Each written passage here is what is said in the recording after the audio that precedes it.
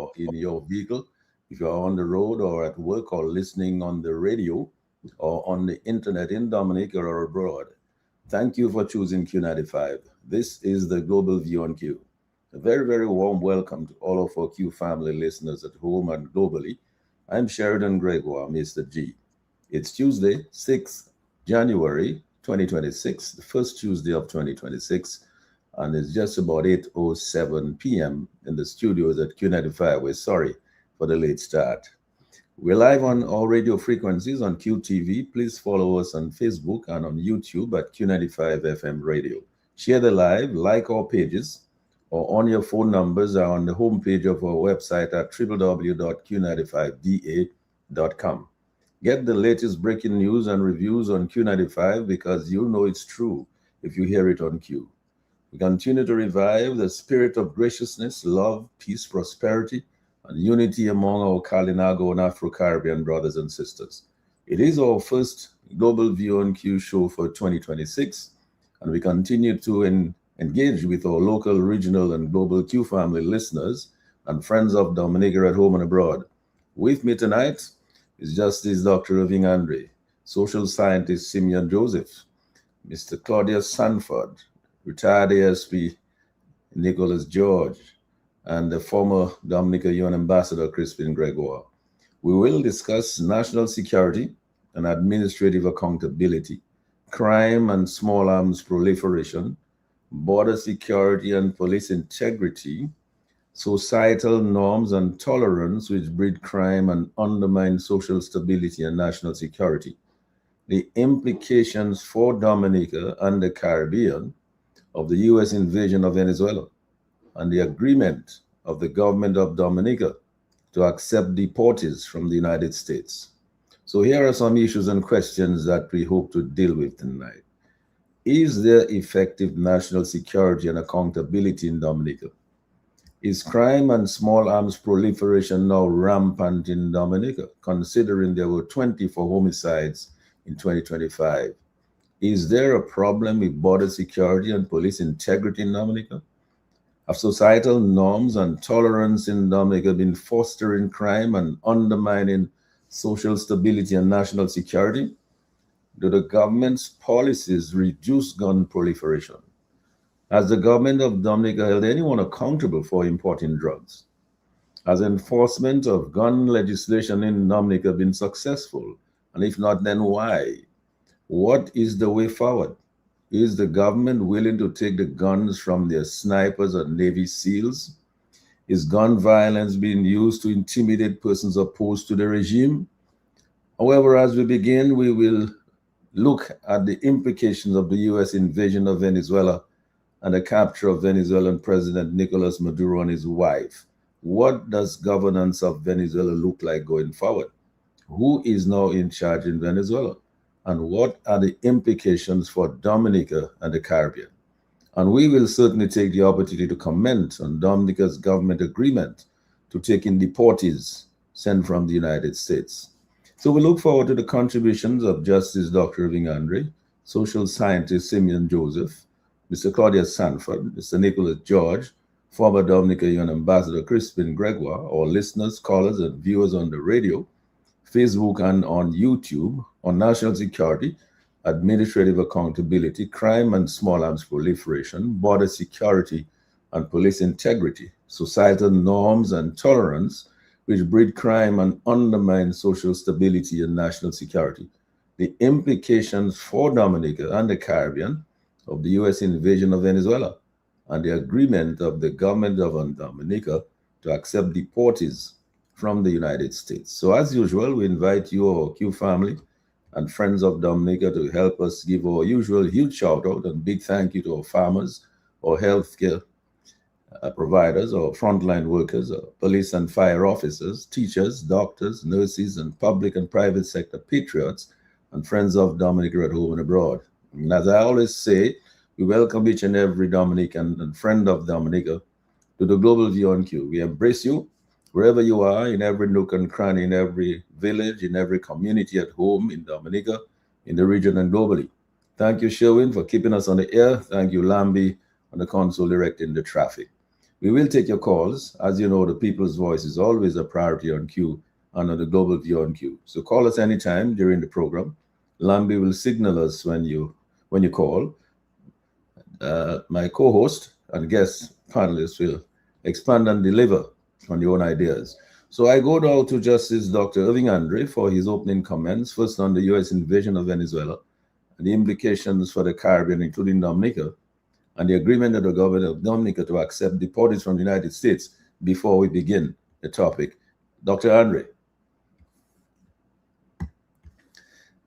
you're muted. Let me thank you for inviting me to be here this evening, and let me um, express some welcome to the panelists. And we're waiting, obviously, to hear their wisdom on some of these issues that have been raised. It seems to me that we may not be able to complete any significant or detailed discussion about all these issues that you've raised, but certainly I would expect that everybody would try their best. These are precipitous times. Dominica probably has not faced this type of peril throughout in the past, even if you take into consideration May of 1979. The fact of the matter is that a number of initiatives by this government has imperiled Dominica, has placed Dominica in the crosshairs of a number of international countries that have significant questions and concerns about the legitimacy and the integrity of our passport program, about whether allowing persons to enter their respective countries with Dominican passports would imperil their security. And we have all done that for one central and fundamental reason. Those in authority are selling Dominica to save their souls and to save their savings wherever it is hidden, or those savings are hidden. This is all this thing amounts to. The invasion of them by the Americans of Venezuela has provided further evidence as to the rot that unfortunately is consuming Dominica. Irrespective of what we think of America, the fact of the matter is there seems to be very strong evidence that Maduro was very much involved in drug trafficking and drug exportation, not only to America, but to Europe. But worse, the indictment filed in New York would seem to suggest that he had co-conspirators. He had co-conspiracies among the leadership in the Caribbean. Now, no names have been provided as far as I'm aware, and I'm certainly not going to mention any names, but we shall see. According to a pastor, prophecy shall fulfill. And if in fact that is the case, then we can understand the obsession with Maduro by these Caribbean leaders. Why they love him so. Why they turned a blind eye to when he threatened to invade Guyana, to steal Guyana's oil. And why they have maintained a conspiratorial silence in terms of Venezuela's machinations towards Guyana. And they have vociferously objected and protested about the US actions in Venezuela. So this is not just a matter of loss of a supply of oil. The US may have, and note the word may please, disbanded a conspiracy emanating from Venezuela, but with tentacles all over the Eastern Caribbean. We heard of bribes being paid to certain persons.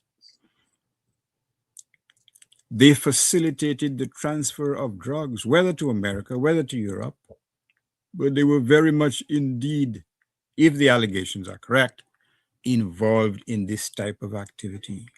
And that has significant resonance in Dominica itself.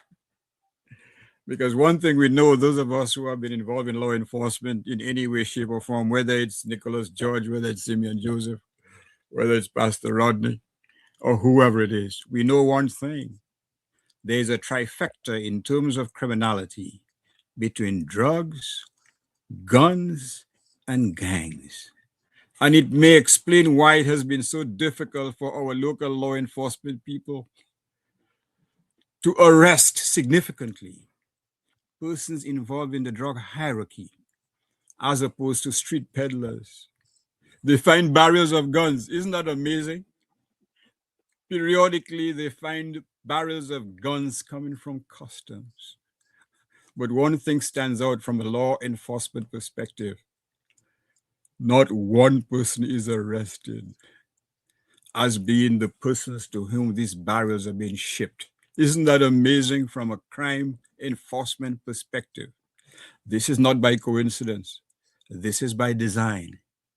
And so we cannot lament the fact that crime, small arms violence, is on the increase. Because we know, based on the evidence, anecdotal and empirical, that gun violence or crimes perpetrated by gun-wielding persons are being enforced, not have been enforced, are being policed on a very selective basis. The evidence is clear. And that is part of the problem. And that is why Venezuela is important to Dominica. But not only that, Venezuela or Maduro has been the spiritual, or should I say the financial godfather of many of these Caribbean leaders, including our own leaders. What really happened to the Petro-Carib money or agreement? Who has disproportionately benefited from the free gas? As I mentioned that before, I'll say it again. Who has benefited from free trips to the U.S. Virgin Islands to shop? A selective few. Can Dominicans as a whole glory or praise or be happy in the fact that gas prices have been reduced on account of this Petro-Carib deal? It is meant and it has been designed to benefit a few. And unfortunately, crime pays, contrary to what we've been taught from childhood. We've seen it here. It pays. We've been told by persons who've been in the very belly of the passport selling schemes that the majority of the monies is being hidden in mysterious accounts, whether in Dubai, whether in Switzerland, elsewhere. We've seen evidence of this. A certain select few buying houses as if money is not a problem. And the persons who have to do basic labor to make a living have to be content with wages which cannot give them a modicum of life that you can describe as comfortable. Venezuela is important because what the Americans has done is to cut that umbilical cord between that country and many of our local island leaders.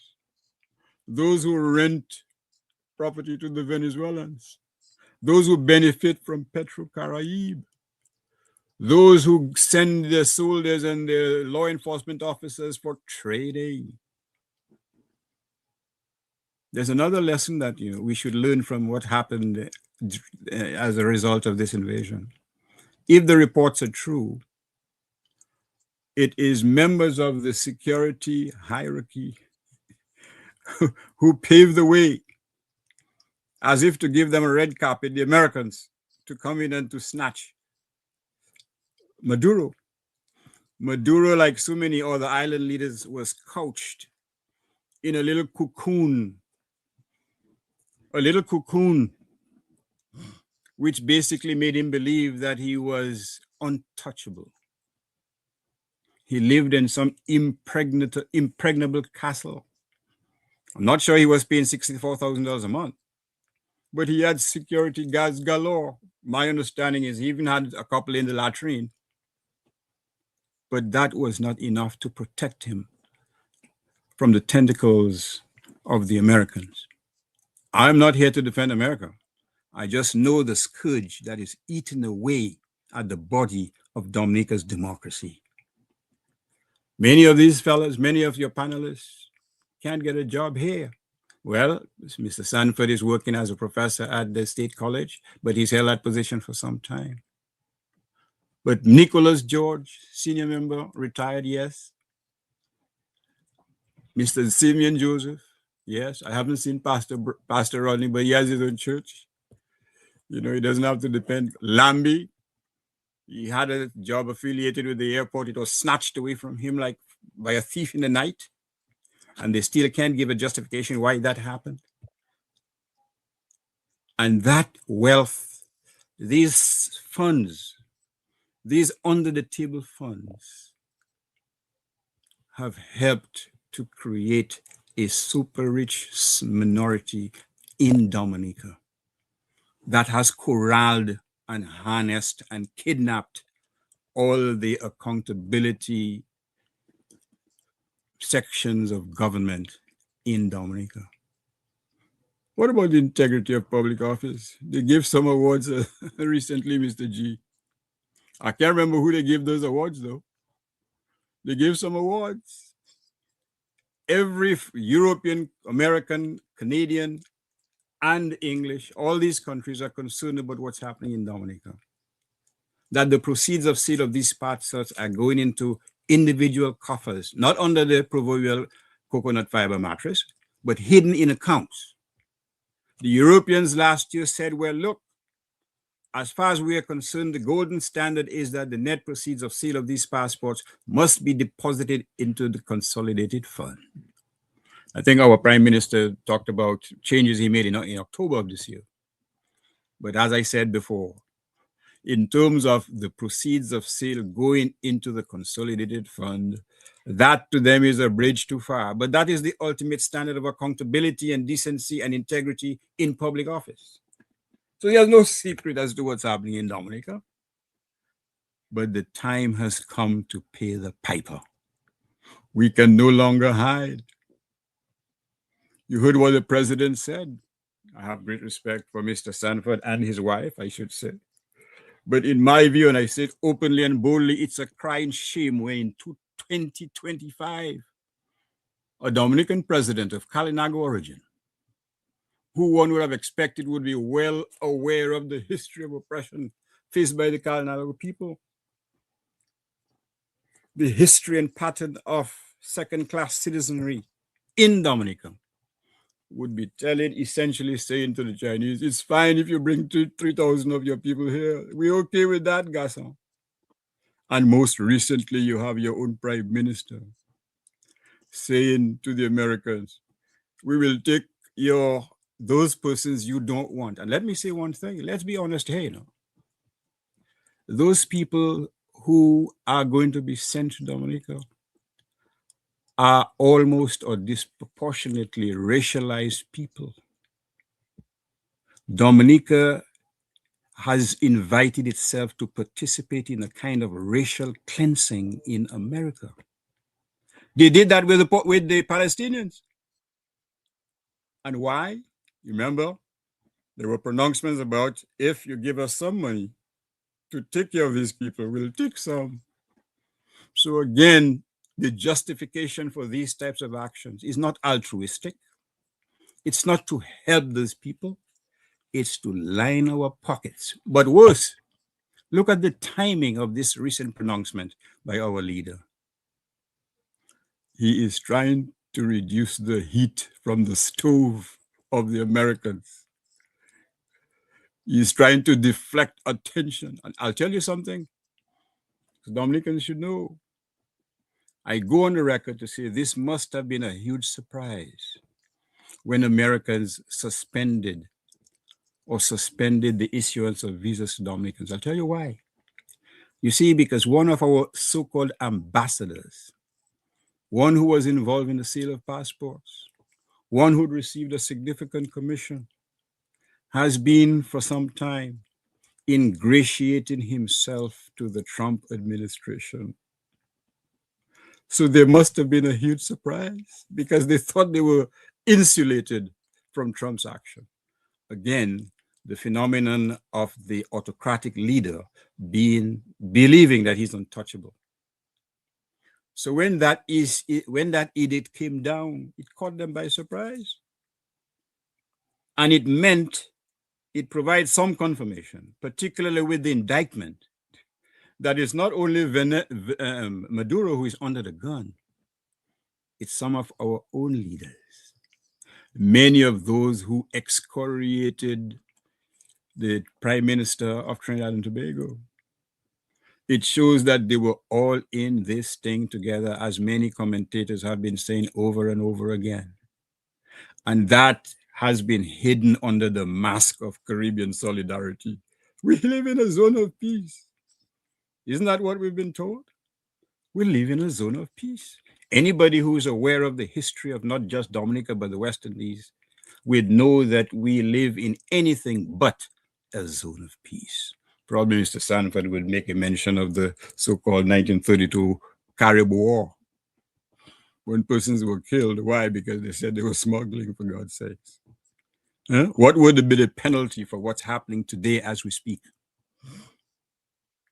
So this is no time to rejoice. On the contrary, we are at our worst, in my respectful view, worst condition post-independence in 1978. Dominica has been tarnished irretrievably, one would argue. Our citizens, their movement has been significantly curtailed. They reside or they live on small amount of income, to be quite, compared to the rest of the Eastern Caribbean.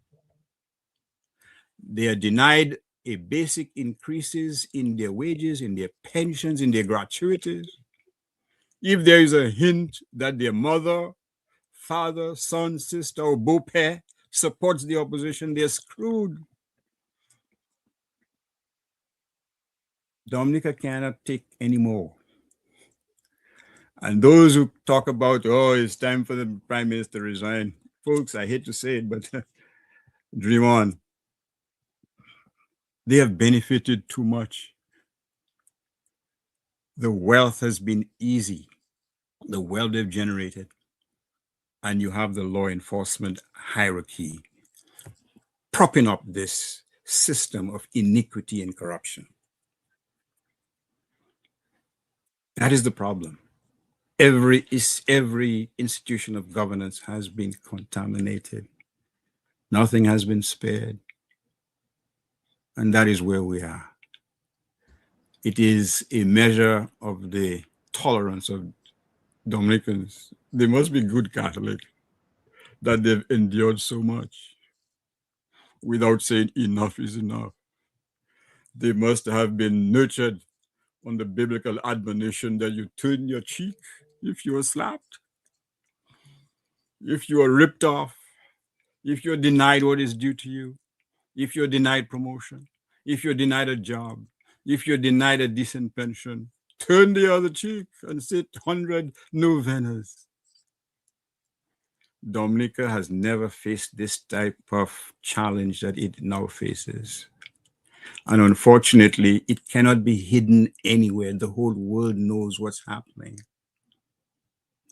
By these actions, by what's happening in Venezuela, by pronouncements we've been making about persons in Dominica. We're not even talking about Desbranches. Desbranches is like an opened wound, festering and getting worse in the body politic of Dominica. Yeah, Irvin, let me just stop you here because you know you ought to come back again and deal with the body of the topic here tonight.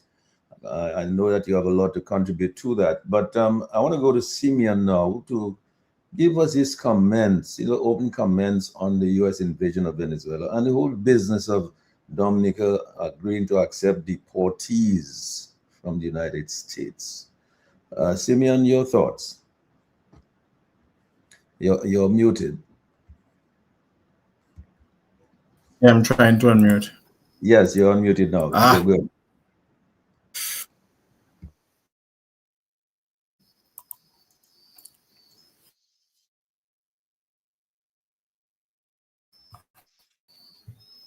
Okay, I'm unmuted now. Good night, Mr. Gregor. Somehow the other, my mic was not unmuting for some strange reason. But good night to you and your listeners. I think, like Dr. Andrew, I share the observation that perhaps we may not be able to cover all those topics that are before us tonight. But I think it's significant that we look at and explore the current, what do you call it now, Caribbean geopolitical reality that is faced upon us, and that can be looked at from several angles. I mean, that alone is a topic in itself, and it has, I think, serious implications for how the Caribbean is viewed, how we view ourselves as a people, and apart from that, the stance, one can say, that needs to be taken in light of this. We all know, and you know, we all know that when we really look at the reality of the situation, what is happening today, there's a lot of disingenuity in the whole scenario from all sides. We know the intent of the United States of America on face value is not what they're saying that it is. We look at the reaction from the leaders of CARICOM, and it raises many questions. We see now a sort of dynamic shift from former leaders of the Caribbean who were almost penned to Venezuela, i.e. Dominica and St. Vincent, etc., who now seemingly have totally distanced themselves from Venezuela altogether. These prime ministers and governments, PetroCarib, remember in the 2008 to 2014, everything was PetroCarib, you know, PetroCarib School, PetroCarib House, PetroCasa, PetroCarib Road, and all those kind of things there. For God's sake, the Prime Minister of Dominica was a pallbearer at the funeral of Hugo Chavez. There is no doubt, it's not unknown to us, that there was a strong alliance between Dominica, St. Vincent, and those countries with Venezuela. And now it's as if they have just abandoned altogether this alliance between Venezuela and Dominica. And it brings to light the fact that we have been saying a long time that this unholy alliance between Dominica and Venezuela, and the Caribbean countries and Venezuela, would lead to a situation whereby we're all implicated. I mean, when we go back, Venezuela was the first country that Dominica established diplomatic relations with in 1978 after independence, right? We know that Carlos Andres Perez paid a visit to Dominica way back then, and we enjoyed many cultural and educational exchanges, even military, with Venezuela in the late 1970s and even early 1980s. So Carlos Andres Perez, we know, was a very close friend of Patrick John Oliver Serafin and even Eugenia Charles. So one is not saying that engagement with Venezuela is an unholy thing. What has come to the fore is that since the advent of Hugo Chavez and the relationship between Dominica and Venezuela over the past few years, it has been an unholy alliance, you know? And so now we see people were telling us all the time, all the things that were happening, the suspicions were there. Now they have totally abandoned the boy and my gentleman. And then I'm hearing today the Prime Minister is saying that they are seeking to foster closer ties with the United States. To what extent? No, there's no doubt. I mean, and that should be a warning, you know. I think, honest to God, I think these people's backs are against the walls now. Okay. And I think there's, I would suspect that there's a tremendous amount of back dealing and under table dealing and behind the curtains arrangements going on right now for some people to save the epidermis of their skin, if you want to go down to the muscles, you know, because they realize what's coming. And it's very suspicious. The fact that the Prime Minister could tell the media yesterday that he cannot disclose the agreement between he and Venice and the United States, I think that is one thing. That's one thing.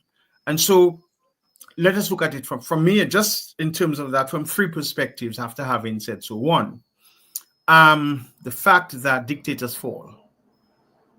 Their day will come. That's the first thing. Okay? And while the United States may have certain level of justification for perhaps trying to, as they say, quote unquote, usher in democracy. We know that's not true. We know that's not true. And so there's no, I think the legal aspects will play out in the long run, because I heard a word called the Monroe Doctrine by Trump when he was speaking. Now that's a very frightening thing. If you look at the history of the Monroe Doctrine, particularly when it was established by President Monroe and when it began to bear fruit in the early 20th century in Latin America, and the fight between the European powers, the United States of America, and the leaderships of Latin America, South America, and some parts of the Caribbean. That's a very frightening thing, and that should send an alert. The second thing I want to say in all of this is that I think from a theological perspective, it is very inhumane what is going to happen between the so-called people in the, because I will say this as a preamble, people are not chattel. Slavery is over. People are not commodities and products to be shuffled around by superpowers and governments at their whims and fancies. Because I would suspect that Dominica has signed on to the International Declaration of Human Rights. And I know that the Declaration of Human Rights, I don't think condones the proposal that is before us on the table today. Because if my memory serves me right, when the Universal Declaration of Rights was proclaimed, it says that people have to be protected from arbitrary arrest, detention, or exile. And so when you have to take people and transplant them to another country, that is a form of exiling them. It's like slavery all over again. And the fact that the question we have to ask, and I think Dr. Andrew alluded to it, will these people be given a fair trial? Okay? And there's the other implications that go with ensuring that these people's rights are met, in the sense that what kind of economic, social, and cultural rights will they be entitled to? Will they be able to enjoy the right to work, the right to equal pay, and the right to an adequate standard of living when they are so-called deported to Dominica? We know that the United Nations has been working for years on genocide as a violation of human rights, right? And one of the major things that the United Nations has been fighting against is causing mental harm to people as a subtle form of genocide, of forcibly transferring people from one place to the other, uprooting them and supplanting them. So the question I have to ask is, Dominica still a signatory to the United Nations and its Declaration of Human Rights? In recent times, the United States has been fighting slavery the world over. And one of the things the United Nations has addressed regarding slavery, it has said in many of its documents, is that it is a state of servitude when you have a certain level of exploitation, where you have the callous negation of human rights and dignity, and there is a very high level of discrimination against certain people, which is what we see happening. Again, allow me to quote from the United Nations again, and where it says that people, as means of universal declaration, should be given the opportunity to have legal rights, and that their legal rights must never be violated. So the question I have to ask is, on what basis will these people be coming to Dominica? And of course, as I said, the whole geopolitical exchange scenario between the United States and Venezuela, that's a whole topic for discussion, because we have all the branches. You know, we've heard of the threats to Cuba, we've heard of the threats to Colombia, you know what I mean? And there's all the legal questions of was it right within the United States or even constitutionally by the United States? And to what extent should Caribbean governments be drawn into that? Significantly, we have found that when CARICOM's mouth is as large as the Essequibo River on matters within the OECS and CARICOM, they are mute. Mia Mottley, the person who is supposed to be the grandstanding, flamboyant, outspoken international public spokesperson on international matters, you would swear right now that she's mumu. And she can say nothing. CARICOM governments who have banded together to send their troops into, I don't know why they didn't send their troops to Venezuela to fight for Maduro. You know, and so these are questions, these are larger, wider questions. But to me, Mr. Gregoire, some significant considerations must be borne in mind. Let me just close that off a little, in the sense that I think, based on what I'm hearing, and based on a lot of the disclosures that have come out of that, I think there has to be a significant investigation or inquiry into the source of funds into PetroCarib that Dominica benefited from. I'm just putting that there tonight. There has to be a significant investigation and inquiry, and I'll repeat, into the source of funds that were channeled into PetroCarib over the years to determine the legitimacy of this source of funds, based on all what we are hearing now. And I'm putting that out there. And I'm also saying that I find it highly suspect that if you decipher and you dissect, both dissect to decipher the utterances. I wouldn't say they are statements. I think they were utterances, because there's a difference between an utterance and a statement, you know, that is loaded with facts and an eclectic form of reasoning, is the fact that what is very troubling in the midst of all of this is, I heard in the Prime Minister's statement that he said, I, as Prime Minister and head of government. So that seemed to have been a unilateral decision by the Prime Minister in agreement. So my question is, has he been cornered? Is there some private negotiation or scenario that has been? Because I think when you see the dynamics of Donald Trump has been able from 2016 to now to corner every major leading Republican politician on his side, Lindsey Graham and all these people who were bitterly opposing him, to turn them into his lapdogs. He's very good at doing that. So I'm wondering whether the same tactic, as we say, has not been used on our leader in Dominica to get him to segue, to acquiesce to the position that we are in now. Maybe he has something, I'm going to put that out there. Maybe there's something out there that people are scared of. And so they just took that unilateral decision to say, okay, I'm going to agree. Now, that's just into general instruction. Before you leave them, yeah. What struck me is that we've been hearing a lot from the Prime Minister on all this matter. We have not heard anything at all from the Minister of Foreign Affairs. I wonder why. Well, that is my thing, the whole dynamic. Because what I'm saying is, Mr. Gregoire, is you listen to the deliberations of the United Nations yesterday.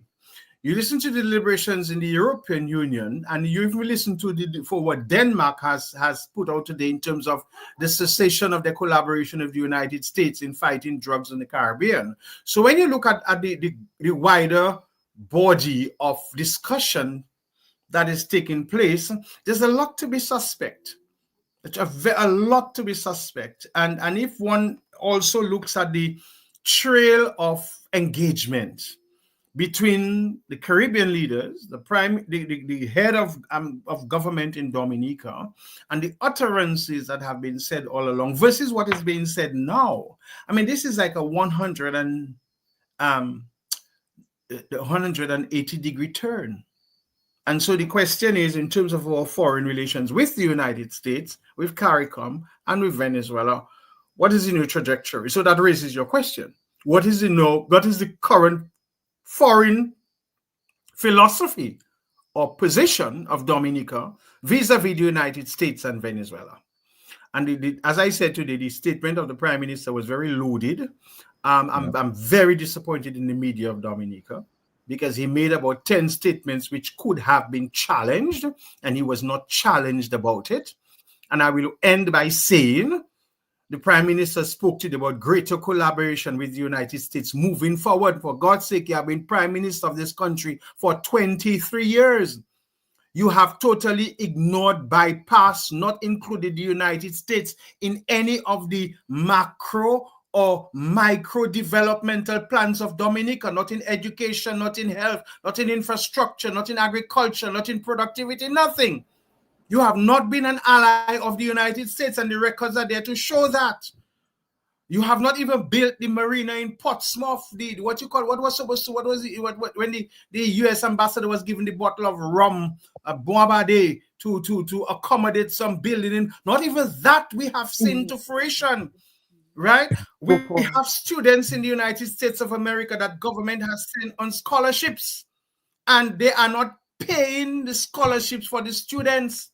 Not even that the government of Dominica should negotiate, say, well, okay, allow the students to think. Now we have a situation where Dominicans are literally being banned to enter the United States of America. And you're telling me that your first statement is coming as a result of the banning of Dominicans from receiving, you have negotiated. So all of that is as a result of that. Now, my question is, what caused us to be banned? Is the passport and the CBI issue. It's not any other thing. It's not Venezuela. It's not any other thing. It's not the detainees. It's not the refugees. So why is it that we have to trade off having deportees so that you can alleviate the visa situation of Dominicans? To me, that is a hell of a smokescreen, and something very cognitively dissonant that any person with a minute level of understanding, comprehension, or literacy can decipher. And I'll end there. Yes, true. And of course, sorry to take up some. As I go to, no, that's all right. You're good. As I go to Claudia Sanford, just to remind ourselves, Simeon, that well, we lost the only kind of American investment that we had. It was Ross University, and so that tells us something. Claudius, how are you doing? Yeah, good night, Mr. G. Good night to your esteemed panelists. I'm doing well. Sorry about the lateness. I had to close up another meeting, but I'm here. Thank you for the opportunity. Yes. I think Simeon and Dr. Andre has done a phenomenal job in bringing the reality to the fore here for us in Dominica with the current geopolitical dispensation that we face ourselves in. I don't think I can say much more. I agree totally to what they have said, but I think upon reflection, we have seen ourselves in a position now where Dominicans have to reflect upon what is best for our country. Because what we have seen unfold is that even our friends prior to today or yesterday's press conference, they no longer will trust us. That flip from Alba, camaraderie and, Hugo Chavez and the Chavista and, equity for all and social justice for all, to now, in the arms or in the legs of the United States as some, developing fetus is really not going to build our trust among the people we once stood by. So that is a lesson there to be learned. The other thing too is that we have seen over the years, the post-independent period, that the ideological stance of some of our leadership has not been thoroughly thought of. So, you see there was once for whatever reason they had an anti-capitalist imperialist stance, So the alignment with China and then Venezuela, Cuba, meaning that in the eyes of the public, the people that don't know all the information or who is pretty much naive or don't understand the game at play, that the capitalist imperialists are the bad ones, and then the socialist imperialists, the Chinese and the Hugo Chavez's and the Maduros are the better ones for society. And they were able to feed that into the minds of the people to attain power and to exercise their greed and their recklessness. But then when come to actually stand up to those true ideological stands, they crumble and fall before the might of, the capitalist imperialists. Like Simeon said, I am no fan of the US, neither am no fan of the socialist imperialists. I'm neither. I'm a patriot. I put Dominica first. And even before Dominica, I put my indigenous identity, before the national identity, because my struggle and an understanding of the struggle of my ancestors, is like we have been faced with that over and over. So we have had to face the colonialists in that endeavor, in a different context, maybe with a different set of weapons and strategies. Then we had to face the liberated African slaves when they took over the plantation and they took over the political and economic system. We had to struggle with that as well for our survival here in Dominica, being played like a pawn in the chess game of economic and political, survival. And here we again going through the same system at a much more sophisticated level.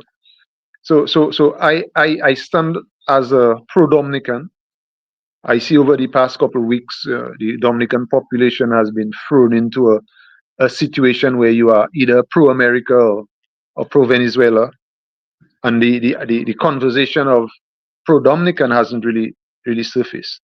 And the lesson there to learn for leadership going forward, and even current leadership, is that sometimes our ideological position supersedes our national interest. And right now we see our leaders are cowering to the wheels and fancies of international players and not necessarily to the best interests of our people. And as has been highlighted earlier by Simeon and Dr. Andres, that even with that refugee deal, you can clearly see in the utterances of the Prime Minister that there was no consultancy or no discussion, not even with his parliament, not even, one can say, not even with his cabinet, far less to hear the opinions and notions of the people who are most important. So the people are totally out of those decision-making process, and that's a dangerous thing for a growing democracy. And I believe now the people have to show their hands and their might and their power in reclaiming, whatever sovereignty we have, because clearly our sovereignty has been on sale, and it is depicting itself in very, unhumanistic ways, with the transfer of human lives as commodities, as Simeon rightly said, and the displacement of human beings for a few, maybe dollars, or for the reputation or the salvation of reputation of reckless leaders. And these are the things I think I take from what we see is unfolding. I believe there's a lot of hidden truths. People are playing, games in areas they're not supposed to, and at the end of it is always the people that pay. I mean, I had to go get my visa this month, and I cannot. I've had free visas in the past, going through the US, studied in the US at ease, and I can't do that right now. As of the 26th, even more measures of bonding the visa will come. So if they do give you a visa, I think you are to pay in some $15,000. You have to pay that and be bonded by that. So if you don't come back within the time period they give you, you lose that money. if you make the payment before the time they give you, you lose that money. So we are the ones who are going to bear all the burdens of this reckless fanatical decision that our leaders make, not being wise and not being reasonable and calculated, but more going on the act of showmanship. I remember Edison James in my early days of joining the United Workers' Party would always use that phrase of showmanship. There's people call themselves world boss and so on, to the poor ears of the unknowing Dominican, and then when they find themselves on that stage, you see how small they shrink. So there's a lot of lessons to be learned, and my focus in this dispensation is to reach out to the people. The power still lies within us, and we have an opportunity now to put things in order, to elect leaders that are wise, that put our country first and put the needs and the livelihoods of our people first, and not just a select few who will benefit from the largest of the CBI program, no matter whether they have to sell it for criminals, crooks, and vagabonds out there in the international world. Put their largest in oil deals that we do not know much about, like Simeon rightly said, the Petrocarib deal. I was surprised to hear the Prime Minister say that, even at the press conference yesterday, that Petrocarib is an organization that buys oil from the market. And I'm saying, but that is not what we were told when Petrocarib came here. We were told that the oil is coming out from Venezuela, it's going to be cheaper, it's going to be this. And then you see all this maneuvering, as things unfolded.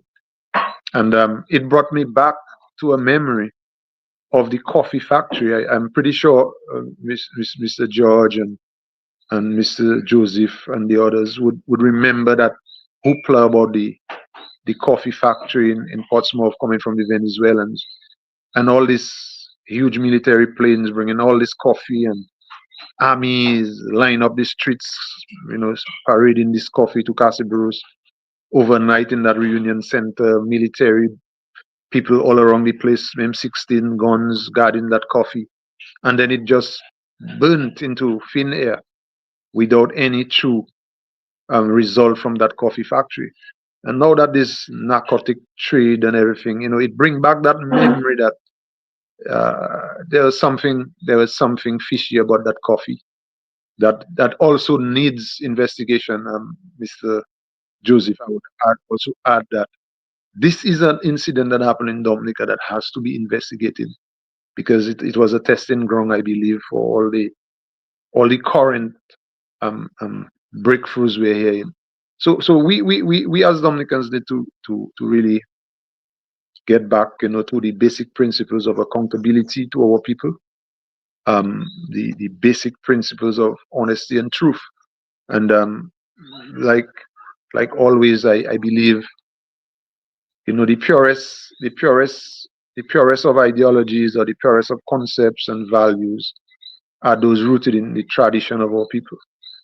The closer you go to the beginning, the purer people's hearts and minds get, and the purer their work, will produce outcomes for any community or any country.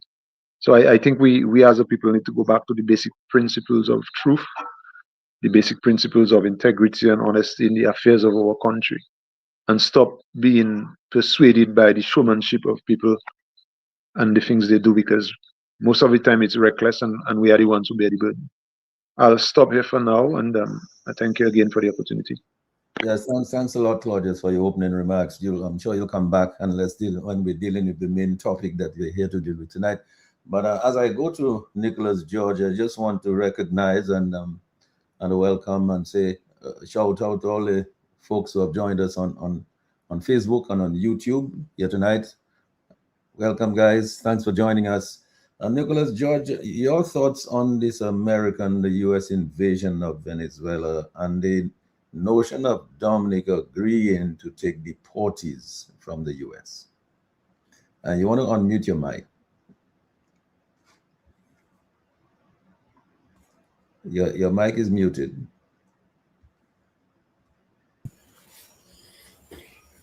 Okay. Thank you, Mr. Gregoire, and my greetings, New Year's greetings, and all to the esteemed panelists and my friend Mr. Lambert, as well as Sherwin in the background. I've listened to quite a bit there, and I think I should probably just continue listening.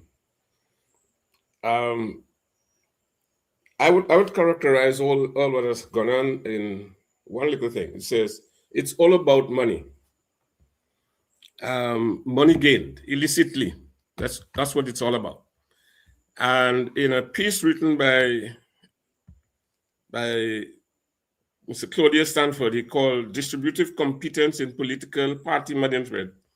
He says, distributive competence refers to a political party's capacity to strategically allocate tangible resources such as government funds, pork belly projects, patronage jobs, subsidies, or targeted transfers to specific groups, regions, or individuals in exchange for political support. That's what it's about. Right there. That's what it's about.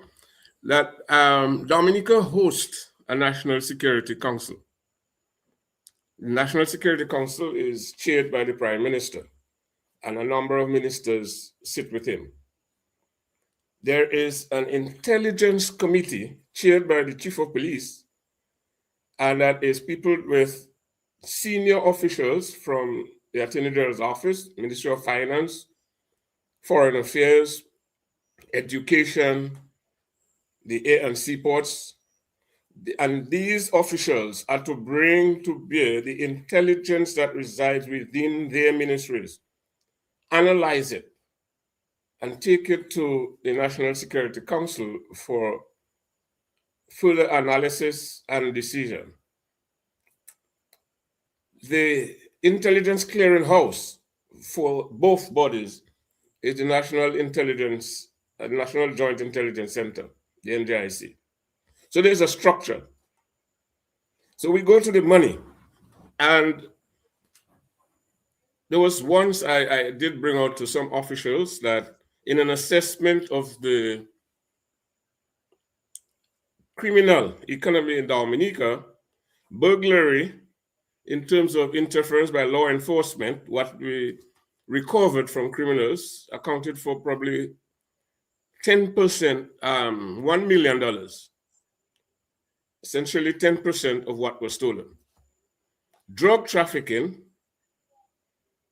$10 million, and that's about 10%. So we're talking here about $120 million over a 1-year period. That's about $300 million. And then you contrast that with the Prime Minister's budget, or in 1 year, the Minister of Finance, 486 million, 200 expenditure and 280 revenue. The difference between the Prime Minister or the Minister of Finance's money and the drug traffickers is that the state's budget are projections. That they project they will get so much money from the customs, from the Inland Revenue, and the other departments that are revenue drawing for entities. The drug dealers are cash. All right? So you have drug dealers in Dominica with returns of up to $300 million. Now, what are they likely to do with that? Just ask yourself the question. Now, we have a Ministry of Finance. There is the formal economy. I just spoke to how you collect some of the funds. And there's the informal economy, within which there is an underground economy. And I am certain that the officials in the Ministry of Finance would have seen and can see that there is an influx of funds that they cannot account for. And therefore, they can ask a question about it. Where is that money coming from? Who is generating that money? And is it legal or illegal? And then you can draw policy decisions on that, and you can enact laws to deal with that. If that is not being done, then you have now, with the what I call the corrupt political system that we are governed under, that allows for division, it allows for enmity, it allows for hatred, it allows for everything. And with that kind of money funding the division, the hatred, the enmity, it now goes down to the lower echelon of the community, and it manifests itself in criminal activity. Where's the nexus between Dominica and Venezuela? It is in the political system as well. Maduro was accused of stealing the last election. And then we clothe that theft under non-interference in the national affairs of states. That's where we clothed it. Dominica, we have accused our government of repeatedly stealing elections. And then our brother and sister countries would say, we're not interfering in the affairs of our sister island. Now, when Maduro is arrested, we now call on sovereignty, but we didn't say anything to him when he stole the election. Similarly, the Caribbean leaders did not say anything to our leaders here when they stole the election. However, when the opposition was advocating for electoral reform, these very leaders dispatched RSS troops to suppress us. And I heard my good friend, Mr. Simeon Joseph, asking, why wasn't the RSS dispatched to Venezuela? Well, we would have to use Mr. Sanford, because he's from the tribe that would know how to get to the Orinoco River or the Essequibo. Because he couldn't go straight to Venezuela, so we'd have to get some area to bring his troops and mass it, and then cross the border into Venezuela. So it's a good thing that we have him on here. And then, so I want to, you raise a point that you've asked, you have not heard from the Ministry of Foreign Affairs. And I want to just probably say something. Is it possible that the matters of foreign affairs are seemingly foreign to the Ministry of Foreign Affairs? I want to end here because I think a lot more has to be said. Yeah, thank you, Nicholas. That was a good question to end with. Let me just, before I go to Dr. Andre to start dealing with the main body of the subject here tonight, I want to go over to Lambi to give our listeners the telephone numbers that they can call to join in on the conversation if they wish to. Lambi, could you give the numbers out? Oh, yes. The numbers are as follow: 449-3095, 449-3096, 449-3097, 616-4257. Those are all local numbers. The international or overseas number is 305-432-9624. Let me run those numbers one more time. 449-3095, 449-3096, 449-3097, 616-4257, and 305-432-9624. Back to you, Mr. G. All right. So, Dr. Andre, as we come into this topic here tonight, I mean, let me just repeat some of the questions that I put there. Maybe you might address your mind to one or two of them or some of them, if possible. I mean, here's some of the questions I put on the table. Is there effective national security and accountability in Dominica? Is crime and small arms proliferation now rampant in Dominica, considering there were 24 homicides in 2025? Is there a problem with border security and police integrity in Dominica? Have social norms and tolerance in Dominica been fostering crime and undermining social stability and national security? Do the government's policies reduce gun proliferation? Has the government of Dominica held anyone accountable for importing drugs? Has enforcement of gun legislation in Dominica been successful, and if not, why? What is the way forward? Is the government willing to take the guns from their snipers and Navy SEALs? is gun violence being used to intimidate persons opposed to the regime? So, Dr. Andre, maybe you might want to try to address some of those questions in your Well, these are quite a few questions, but I think they all relate to one fundamental problem. There is a malaise in Dominica. There is an immorality from top to bottom. And the immorality can be measured by the fact that many pastors and sadly some priests, once they are seated, not so much priests, but more pastors, in the air conditioned cocoon of the duty free SUV, they become oblivious of all the suffering in Dominica. Because for them, it is what they can get from the political directorate. And that is the problem. The religious or biblical teachings, quite frankly, have been cast by the wayside to a significant degree. There are many people who still adhere to the teachings that we grew up on. Love thy neighbor as thyself. Do unto others what you'd have them do unto you, and so on. All these teachings are being regarded as things of the past to be disposed of, to be cast aside, like yesterday's newspaper. The whole business of living instead of living with each other, as opposed to on top of each other. The latter is the governing principle in Dominica as we speak.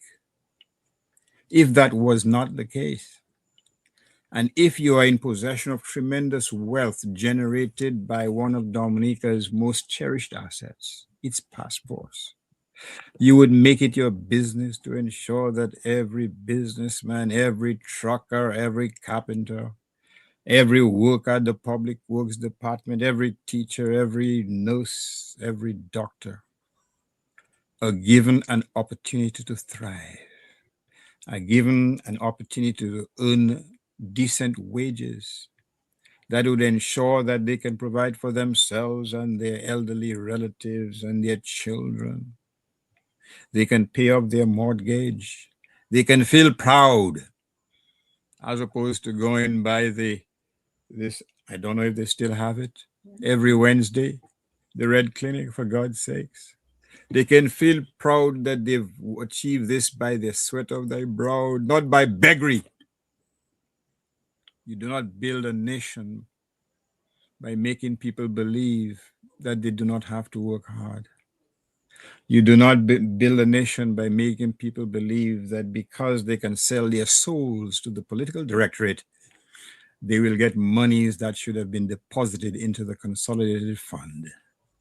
You do not believe a nation built on a fabric and foundation of deception, deceit, and discrimination against people who are simply exercising their democratic right to free speech, free association, freedom of assembly.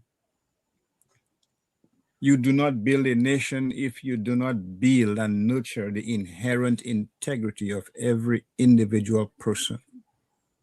They may have disparate skills, but as a leader, as a servant leader, you make it your business to ensure that all should be given and afforded an opportunity to become something in his or her own country. The proliferation of guns, it goes hand in hand with the integrity of law enforcement in Dominica. Our border cannot be more porous than it is today. One of my esteemed panelists made reference to the fact, didn't the US give the Dominican government $2 or $3 million to build a facility at Capuchin to help in the interdiction of drug importers or drug traffickers? What happened to the money? Didn't the Venezuelans give the prime minister money for the Kalinago people? What happened to the money? Huh? What about the police force? It is racked by division, apparently, based on information from persons who have better knowledge than I.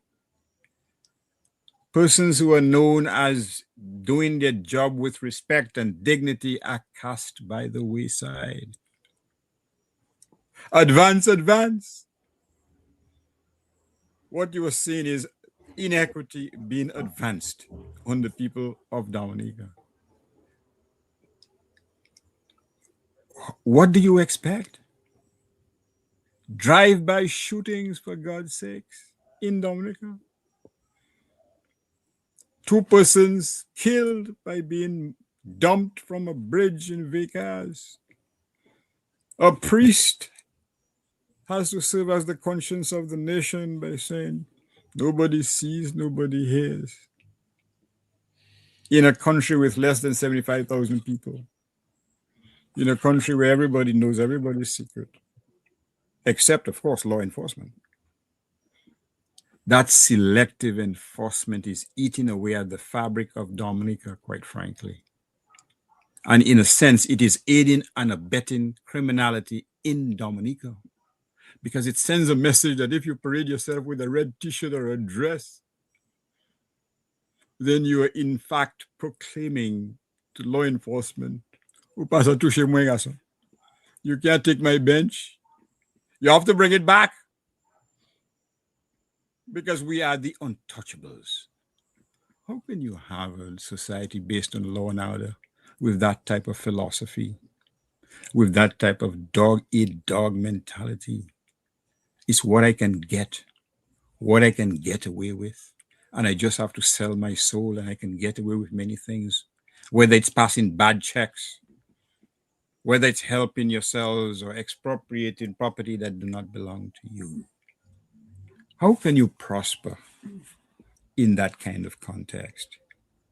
There's no secret as to why we're in this predicament, for God's sakes. We have abandoned all the teachings of the past and we've embraced immorality of greed, selfishness, and exploitation. So there's no secret as to why we're in this predicament. Again, the whole question of accountability. We've talked about unequal enforcement of the laws. I'm not even going to go there. We've talked about persons who you expect who would be held to be the upholders of the law become the conspirators who are undermining the law, whether it's by way of false or bogus elections, whether it's by way of false interpretation of legislation. It only happens here. Thanks a lot, Dr. Andrew Lambie. You want to take a call? Yes. Caller, please go ahead.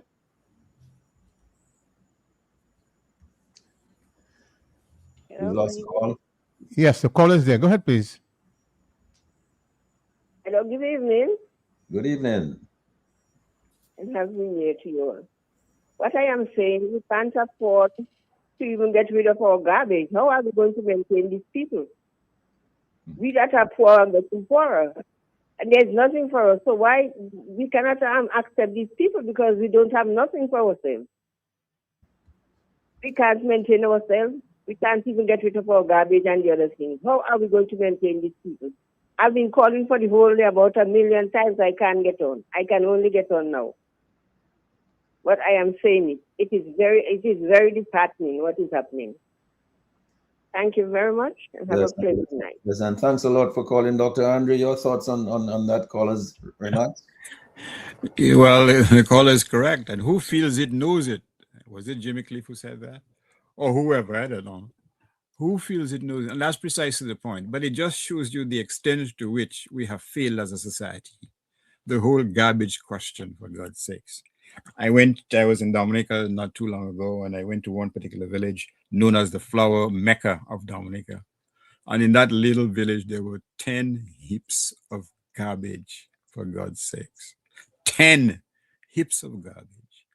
And multiply that by multiples of 10 if you take a stroll or drive throughout Dominica. That in itself is an indictment of the governance that we have. If you're not concerned about this basic issue, the health of your people, the whole question of leptospirosis or whatever the name is. Stop. Take a call, Lambie. Caller, please go ahead. Yeah, blessings to you all, gentlemen. And to you too. It is leptospirosis. Oh, It is okay. worse than leptospirosis. Okay. Gentlemen, just to make a quick intervention, I want to commend you all for the consistency, persisting that evil is evil and not trying to put a spin on a spade, so to speak. The level of naivety I saw many years ago, even people who that are a bit sympathetic to the plight of the people against these evildoers, thought I was a bit extreme. They could not have seen what I was saying. And if you have a relationship with a friend, and you're being ungrateful, you're being, just another ungrateful one, and you get a new friend. But the new friend is the enemy of the old friend. And the old friend can just watch you in pure disappointment or disgust. But on a geopolitical scale, you have to be very careful. I see how foolish and ignorant, greedy, dictatorial, ruthless, and disrespectful that boy was all along. To think he could go jump in Alba and talk against America and think it would not be painful. Where diplomacy is concerned, you have to be more cautious. You have to be diplomatic. So the consequences or the ramification, the far-reaching consequences, the boy was too blind. He was busy accumulating, disrespecting, victimizing, brutalizing, framing people up, a Kuwait truck and a sound system, and so many other things. He could not have seen the pitfalls others got caught in or others may have avoided. And now, like Tabebi, that whole dirtiness he was involved in gets stuck to him, trying to extricate himself. He's going to blame everybody else as usual, workers that do that. So really and truly, I am seeing the churches and the people who knows better, exclude yourselves, everybody there. They stand aside and look. And looking at this boy, they knew because they were receiving some crumbs, they knew the boy was going to take the whole country over the edge, deep into a precipice. They stayed and said nothing, particularly the churches. And now they're still not talking. They're too ashamed and fearful of a lunatic who they have allowed to run amok with the affairs of state. Thanks for the time. And thanks a lot for that submission as well. Simeon, let me just go to you to see if you can address some of these questions, some of these issues that I had put on the table that I read out a moment ago. But before you do that, let me just take a call from Lambi. Good evening, caller. Thanks for joining us. Go ahead, please. Thank you, Lambert. Good evening, Mr. G and the panel. Hi, how are you? Gentlemen, there are so many issues. These issues are going at 100 cycles per second, and we cannot even keep up. Roosevelt Skerrit has presented us with so many issues. We're not able to even focus in on one of them and try to analyze it. I remember, to take off from where Blessings was talking, people used to glorify Roosevelt Skerrit about how his diplomatic, his diplomatic style, for lack of a better word that comes to me. And he was glorified for all the money that he was getting from the Chavez. And now look where it's gotten us. Then we went to the CBI program and started selling our passports like fish. Now see where it has gotten us. And I believe that the kind of situation that America is forcing us into, to take these refugees, it's a form of punishment. It's a way to punish us, to tell us, this is what we were suffering with. Now you can suffer with it. But while I'm there, I want to ask a question. when you send these, when we accept these refugees or whatever title they want to come under, is it a permanent affair? Is it forever? If it's not forever, do they become citizens?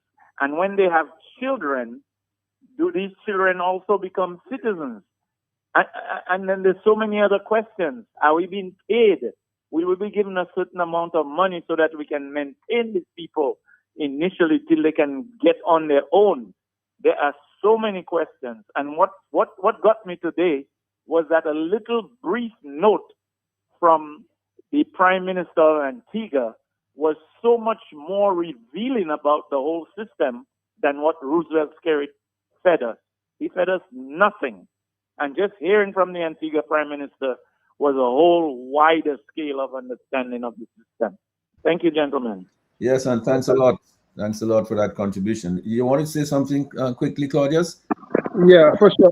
The caller raised a point there, which is kind of very, very interesting, Mr. G. If you think about it, right, the Citizen by Investment program is the Americans found a way to, it's going to close up. The pipe is closing, right? It's going to reach a point where it'll be dripping, right? But then with the refugee status, you notice that these are foreigners that are going to be coming to a country. They may claim citizenship, they may get a passport, and the US government may give in the region of about, say, $100,000 per person that is going to be taken into the country.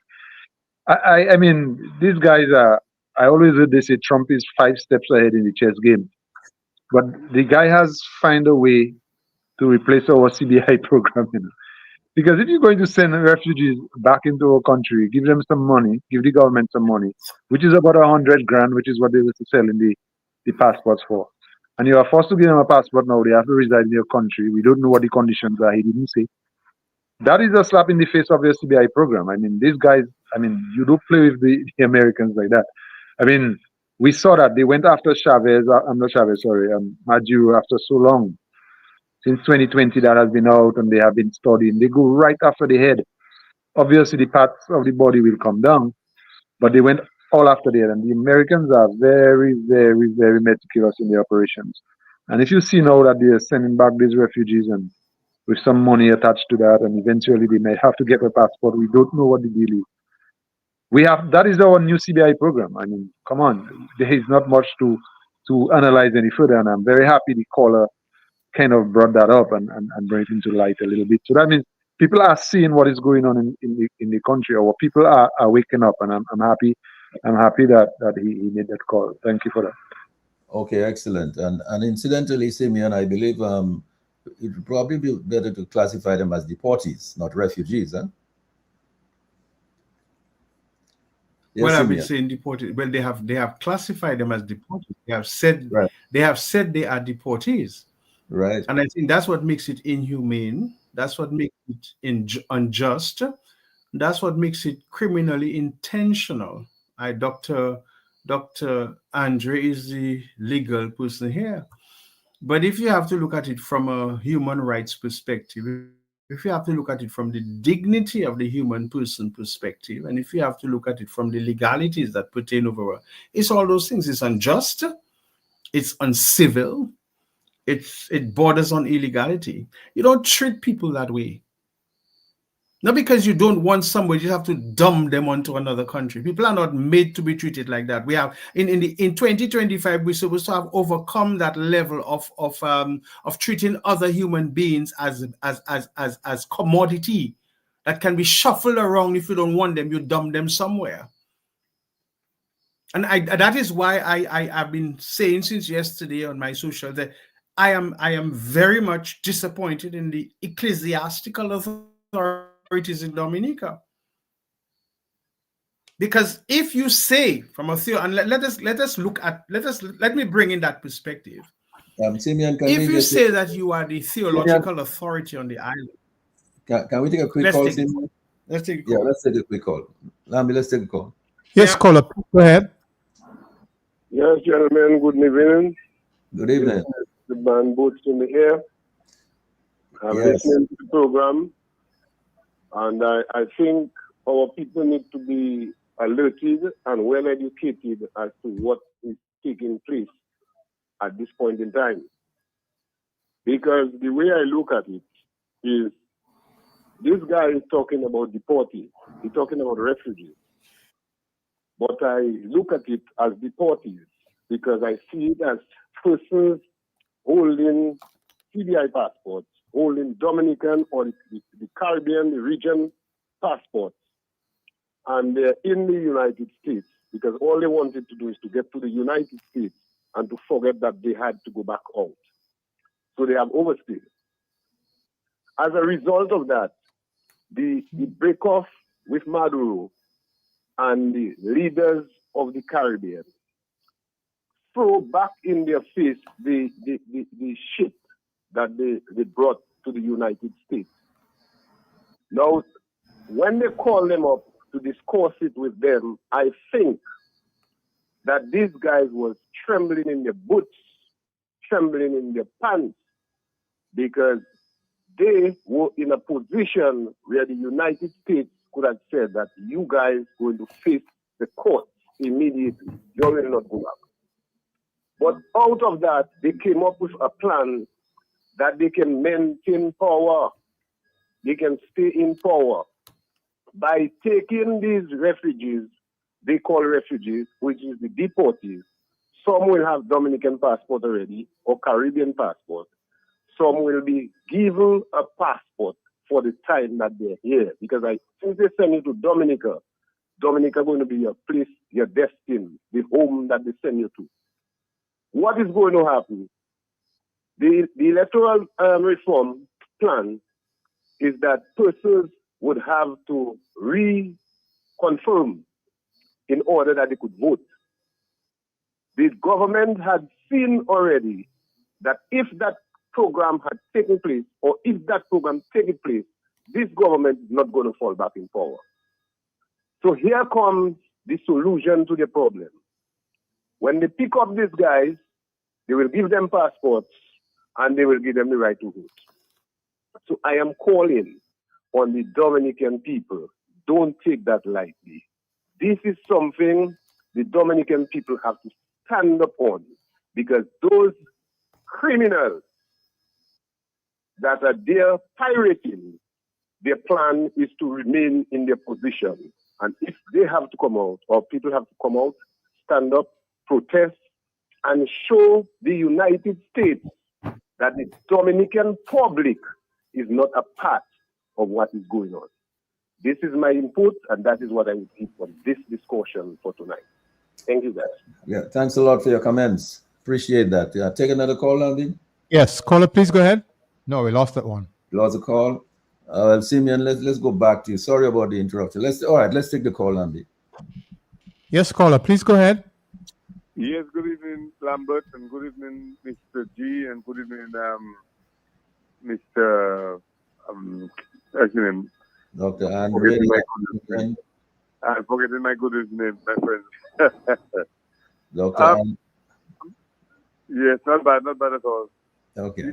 You're speaking there. I started listening to the program, and my friend from the United States called me, and I just got to know that El Salvador, when they wanted to send back the El Salvador people, El Salvador got 10 million per person, and they sent back 100 and something people to El Salvador.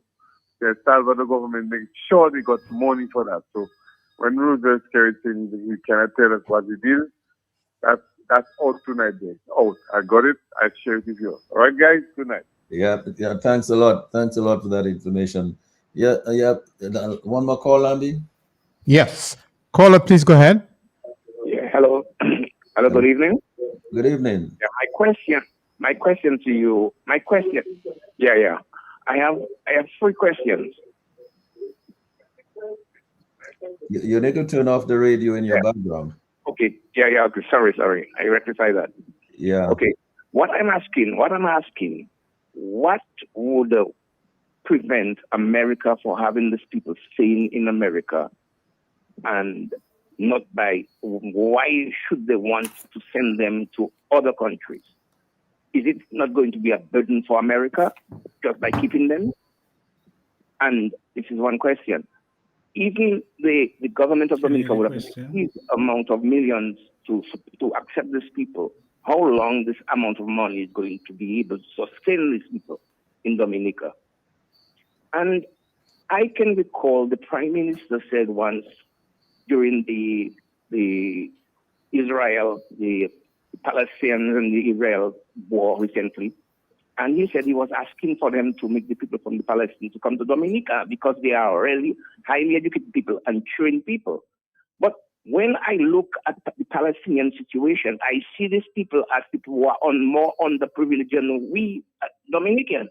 So the type of information that we have obtained from the people in Gaza, like they are engineers, they are all that, these people, around 80% of these people are illiterate because they are on the state of siege since the creation of Israel. So he ought to be getting some information from some people, and he doesn't have his independence in terms of making his own research before he speaks. So I'm asking, I'd like any one of you to ask me the question, answer the question, why can't America keep these people in America? Dominica is unable to maintain its own self. That is why we had to be creating an industry they call the CBI. This is the only industry that the government was independent on to sustain the activities of our country. And if there was no CBI, the country would have been collapsed long time before, because these people doesn't know how to raise funds or to create things to make Dominica better. So what I'm asking is, why does America want to send these people to an underprivileged country like ours? Thank you. Yeah, and thanks a lot for that question. I'm sure that Simeon can answer that question. But the only thing I'd like to say is that I don't think the people of Palestine are illiterate. I think they're quite bright people. Simeon, your thoughts on the questions?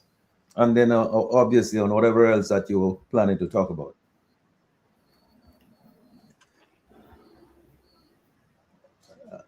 Are you with me, Simeon? Oh, Simeon, you're not hearing me.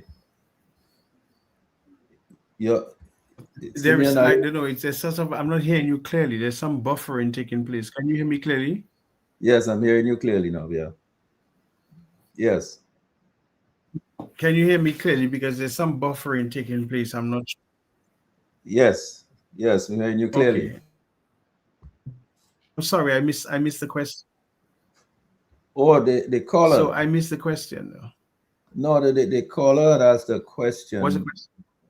Well, the caller asked a question about why is it costing America a lot of money to have these people, and why send them to Dominica, because it's going to cost Dominica a lot of money to accommodate them. Yeah, I think you're well, that's a question everybody's asking. Yeah, and that's a question everybody's asking, and I guess in time, as most other things with this government, we'll find out eventually, because we know that there's never complete public transparency. There's always some sinister motive or action behind whatever the government does. And we always find out long after everything the dust has been settled, that what we have been told is never what was in the first place. And things reveal themselves eventually. So I think as I said, and remember, that long winding statement by the Prime Minister really said nothing except two things. We are taking deportees because we have been banned from getting visa. So we work out something with America, but nobody knows what the solution is. And the question is, that is a very unfair trade-off, because it's saying that the rights and the privileges and the opportunities of Dominica can be exchanged for deportees. So we are reducing the dignity of the people of Dominica. We are telling the people of Dominica that in exchange for better opportunities, in exchange for a better life, in exchange for the opportunities to benefit from the whatever the United States bring, instead of that, we're giving you deportees and we don't know where they're coming from. We just don't know where they are coming from. Are they coming from Mexico? Are they coming from Colombia? Are they coming from the Middle East? Are they coming from Russia? Are they coming from Tajikistan? We don't know where they're coming from. What is their background? What skills are they going to bring to Dominica? How are they going to contribute to the economy and the general landscape of Dominica? What are they bringing into the country? Or are they going to be at the expense of government? Or is it that the laborites whose apartments have been empty in Portsmouth for the 5 years, that they are suddenly going to be compensated with the opportunity to have tenants? And where else are they going to go? Where else are they going to go? Or is it that the houses the apartments that were built out of CBI funds are going to be handed over to them? Or are we going to use one of the empty sheds in Portsmouth and turn it into a refugee camp or detention camp that can be sponsored? And is that what the exchange is for? And that is the questions we have to ask. But again, as I will return to what I was saying, I feel very aggrieved that people have to be treated as commodities. And that to me is my greatest disappointment from the churches in Dominica, the Dominica Christian Council, the Evangelical Association, the civic organizations, who are yet to make a statement on the fact that human beings are not to be treated as drafts on a board or as dominoes to be shuffled on a table. They come to a country, you don't want them, so you're sending them somewhere else. That is not how you treat human beings. Human beings are not to be treated that way. And people with conscience, people with good thinking, people with a humanitarian mindset, people who want to think well of their brothers and their sisters and their neighbors cannot accept that. So, Mr. G, in your questions to us today, you were asking many questions, and I want to, because you see, there is a relation, between what we're discussing tonight in terms of arms and security and all of those kind of things there. Do you know, because I was thinking, do you know, Mr. G, that no mention was made of the Minister of National Security or the police force? That's correct. In any of this. Not the Ministry of Foreign Affairs, not the Ministry of Home Affairs, neither the Ministry of National Security. None of those three major governmental departments were even mentioned when it came to that. And so there are risks involved. There are risks involved. And so the question is, because you ask us 9 questions, and it's interesting you ask us those questions tonight, although there are many, they have one answer. So the first question, is there effective national security and accountable in Dominica? Accountable? No.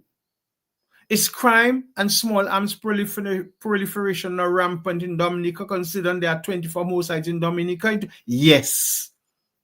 Is there a problem with border security and police integrity in Dominica? Yes.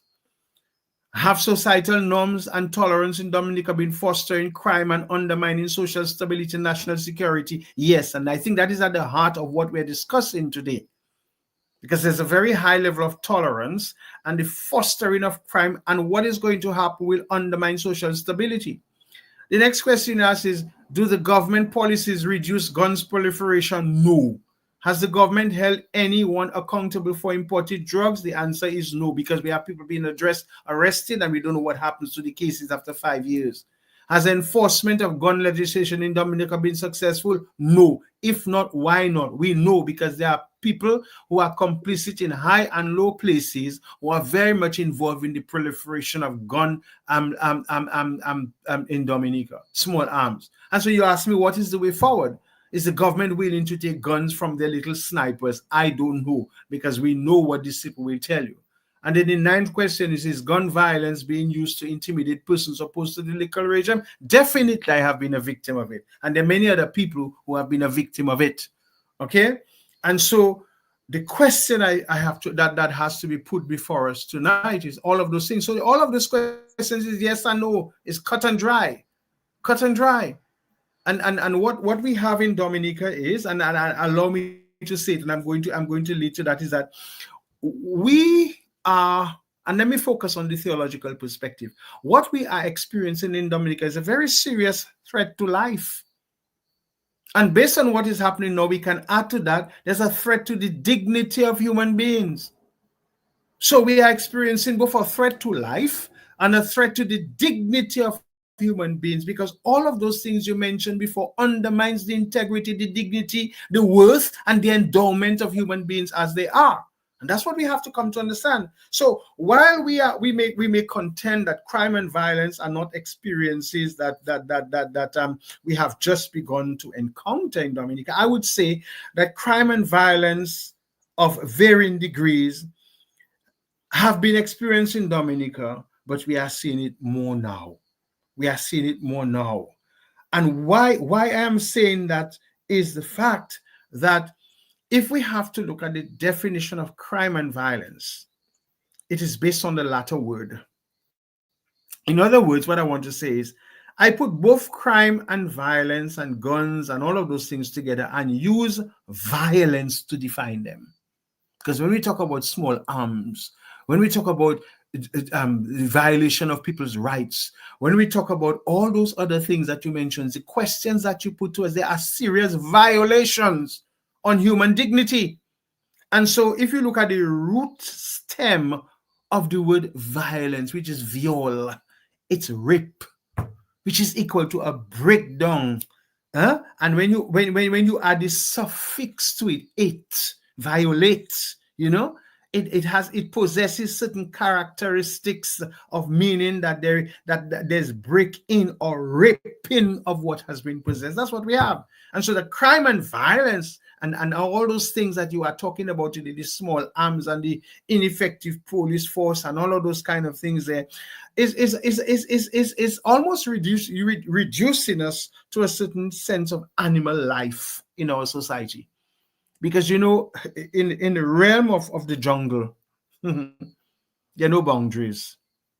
There are no boundaries. Sometimes there's obscurity. And sometimes there is real danger. Because when you walk into the jungle, I mean, the wild animals, you do not know when are you going to get attacked. You do not know what's going to happen. And unfortunately, that is the situation we are in Dominica. We are in very unstable, we are existing in unstable times. We don't know if you will get a drive-by shooting. We don't know if you are enjoying somebody and somebody will kick you dead. We don't know if your mother, your sister, your nene, and your power, your girlfriend will get shot for simply being associated with you. Apart from the violence that we have been experiencing by this government for the past 23 years, because there has been violation of the economy of Dominica, there has been violation of the society of Dominica, there has been violation of the opposition, there has been violation of the constitution, there has been violation of the government system, there's violation of the police system, there's violation of the court system, there's violation of every strata of the Dominican society. So apart from the violence that we have been existing in, from a administrative and a governmental and a societal perspective, we are now faced with a violence, and because there is such violation of the structures and the system that are supposed to keep us safe, we are now encountering a milieu whereby we're not even safe. We're in the jungle, so to speak. And now in the midst of the jungle, we are being asked to accept deportees of where we don't know where they're coming from, making the whole jungle even more uncertain and tenacious and dangerous, because we do not know at what cost. So we don't know if the elephants that are coming have been bought at penny halfpenny or whether they are being bought for $10 million. We don't know if they have the husks or whether they don't have any husks. We don't know how dangerous they are. So we don't know if they're coming to trample upon us or if they're coming to drown us. We do not know. And we are being told by the head of government at a press conference, we cannot disclose the details of the agreement. So Dominicans are left in the dark. And that is where I think there is even greater violation. There's greater violation because things are being imposed. That's why I say it's a rape. It's a rape. So this country of Dominica has been raped. The majority of the people have been, and now our integrity, our knowledge, our right for information is being ripped right before our very eyes. So we don't know. We just don't know. And then now I just think, regrettably, we have a deafening silence. I don't know. I cannot be. So what the Prime Minister is saying, in essence, he's just going to send people to the palace, to Fenella when I'm in Portsmouth, and she's not going to have any say. He'll just send her to Lakia Joseph, to Pebush Lakia Joseph, and she will have no say because he made the decision. and you just send them to Mr. Pinard in Cottage, or you just send them to Darren, whatever, in St. Joseph, and you just send them to Miriam Blanchard in Goodwill. She has enough on her plate already. Or you just send them to Melissa Skerritt in Portsmouth, where in Roseau, where there are so many gangs, or send them to Shakira, where there's so many of them in Belfast State already. Who is it going to send them to? Who are they going to meet when they come? You're just sending them to them, and these people have no say. And I'm sure they're just going to nod their heads and clap like children in a kindergarten, you know. But they will just accept it, but they do not know the implications upon which they're going to have to deal with. When these people are going to be disseminated in the communities, you don't know who they're going to have contact with, huh? And you not even know to what extent you're going to be benefiting from them coming, whether they are carpenters or plumbers or electricians or farmers or whatever they are, how are they going to benefit your communities, or whether they're going to rob your already depleted communities of whatever resources they are. So that's a violation in a sense. That's a violation in a sense.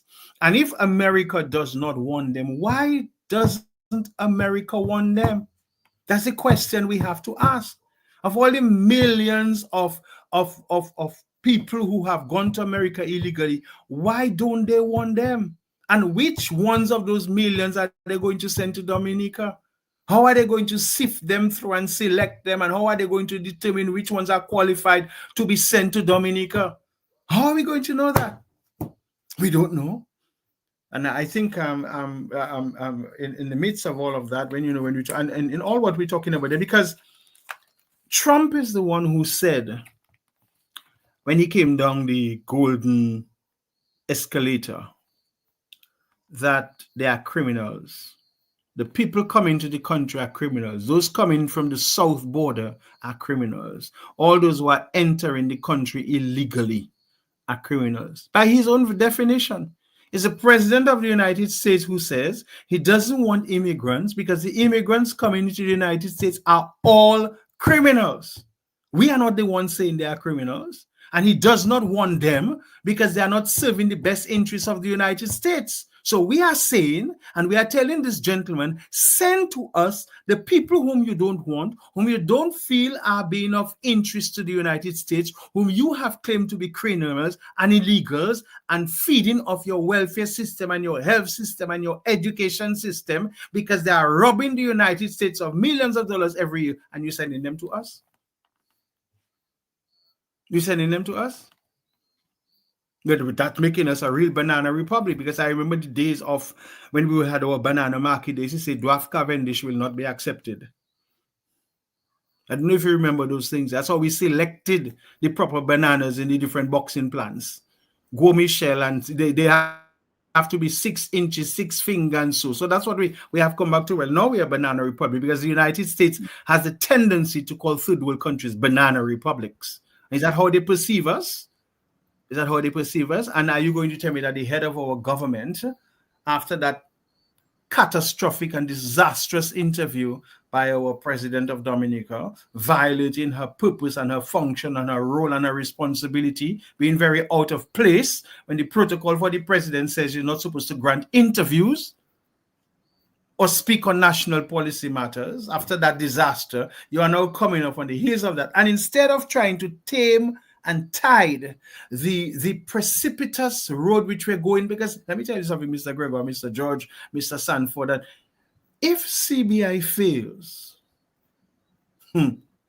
should CBI fail in Dominica, and as if it, I'm not sure if we have begun to fathom the implications of the economic disaster that is before us.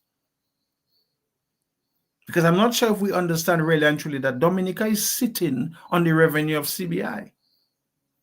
Where else is our money coming from? Where else? Not even our water that we can export. We're not even on agriculture. We're not on manufacturing goods. Not on small produced cottage industries. What are we exporting? We're exporting more people now per capita products in Dominica. And that is one of the things we have to do. So if this thing fails in Dominica, what is going to happen? There are many implications which we have to consider. And, I think we have to leave it to the more astute people like Mr. George and Mr. Sanford and Mr. Dr. Andre to get us out of this wilderness into some kind of promised land that I don't know how we're going to get there. But it's a sobering moment for us. And that is where I would like to say, this is not the time. This is not the time for any Dominican to be silent. This is not the time for anybody to be apathetic and say, I'm not in politics. This is not the time for anybody to say what happens on the global scene is not my business. This is not the time for anybody to say, okay, I love my PM or I don't love my PM. This is not the time when anybody should say, if not Scary too, or if not Labour Party. As a matter of fact, this is the time, I'm going to say it boldly, when every Dominican should demand that the Prime Minister should resign. It is time for him to go. He has expended any substance that he has left as being a head of government.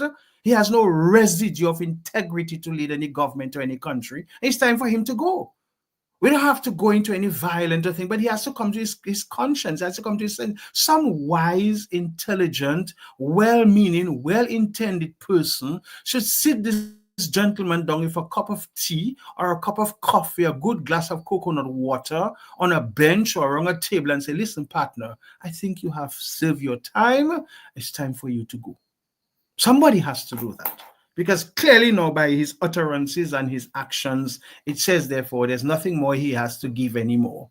There's nothing more left. Nothing more left just by listening. And I think that is what we have to do, because in all the questions we are asking ourselves tonight, every day we're seeing something. For the past 3 months, I'm not sure if Dominicans have seen the downward spiral of where we are going. We have not been able to pick up rubbish in Dominica for a whole year. Rubbish. What do you call it? Zodi on the side of the road. We've not been able to pick that up for a whole year. Why you think that is so?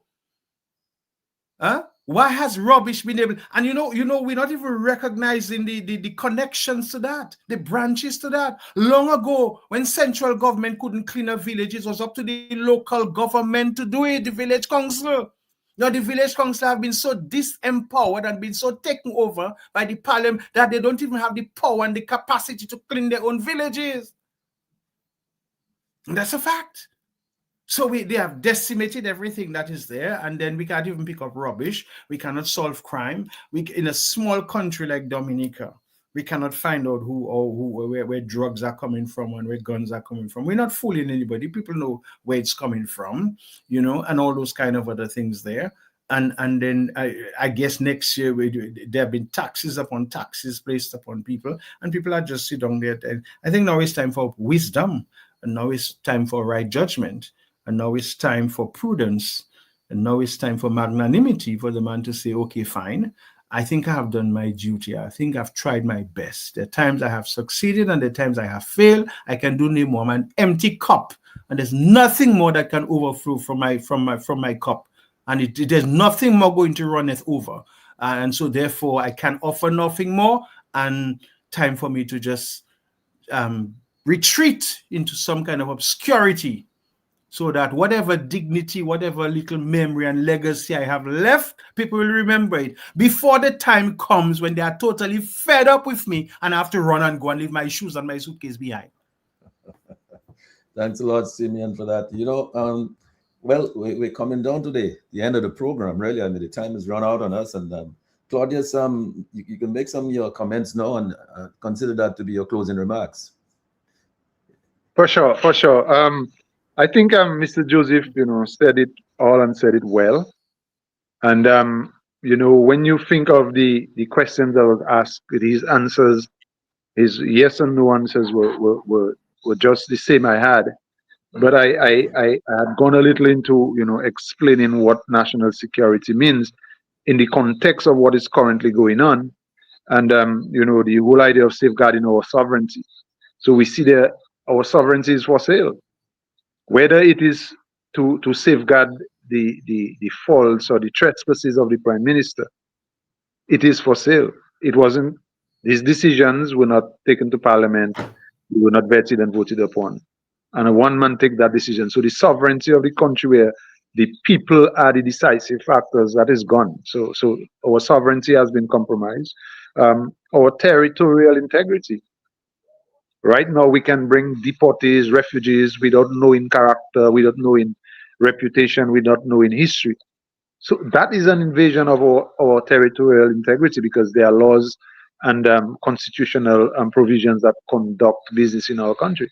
So if one man, without consultation of any arms of government, Ministry of National Security, Foreign Affairs, none of that is brought into the picture, and one man makes that decision to save his soul or save his skin, brings those people of unknown character into our country, our territorial integrity is compromised. Our citizens, our citizens are reduced to nothing. We don't have a say in those regards. So our citizens become second class, because we are now answering to foreign policies or foreign agencies, foreign countries that can play us like yo-yo.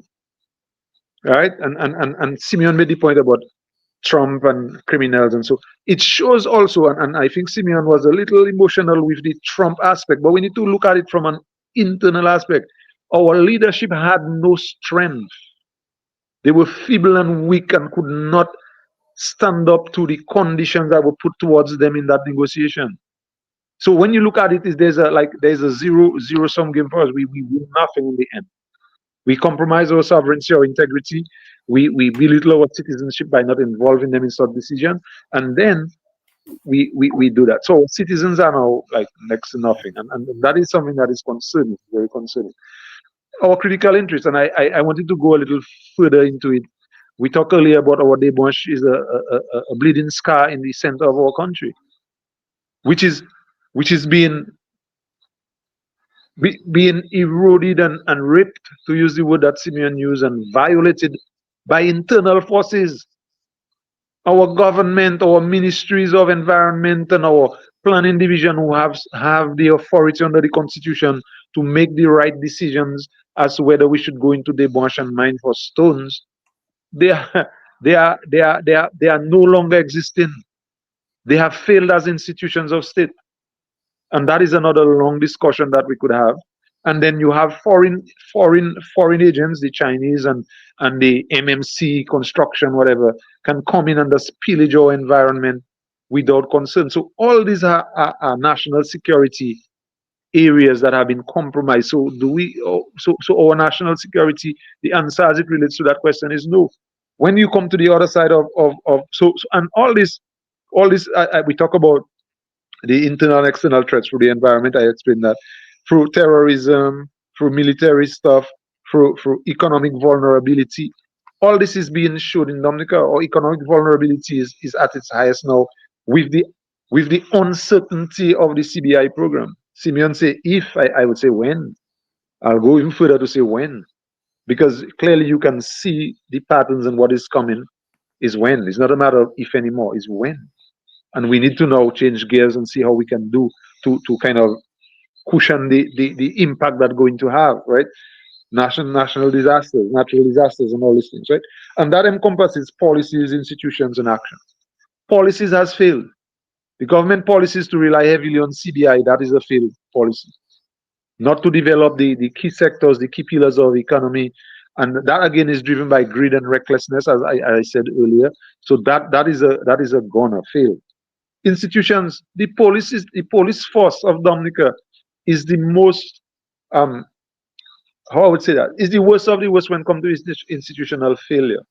The recruitment of the police officers, the discrimination in promotion, the lack of integrity and values and principles that govern the police force is the catalyst of all the gun violence and all the other things you see that happen in Dominica. And I would really love some time to really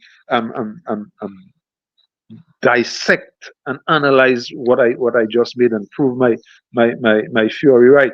But the police force is the most broken of all institutions in Dominica, and they are the main vein line of the judiciary or the judicial aspect of the free arms of government.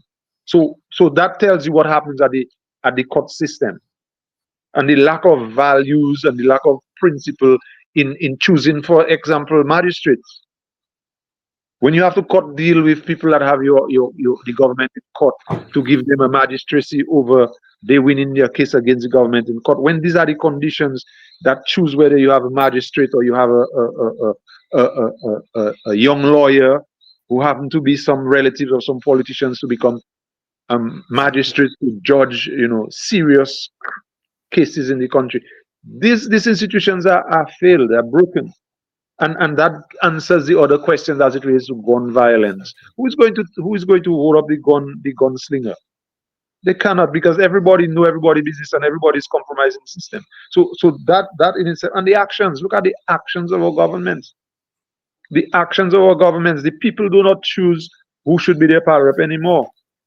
It's the prime minister that picks and chooses who runs in that place, so he can tell them what he has. So all these levels of institutional failure is now showing its true self. Not being able to collect rubbish, not being able to find the perpetrators of crime, because everybody has a contact within the government and we cannot compromise. The recruitment of police has to be based on who wear my party colors, whose parents are supportive and patriotic to my political party, and so on. So that is a disaster of a state to be, and everything now is coming to roost. All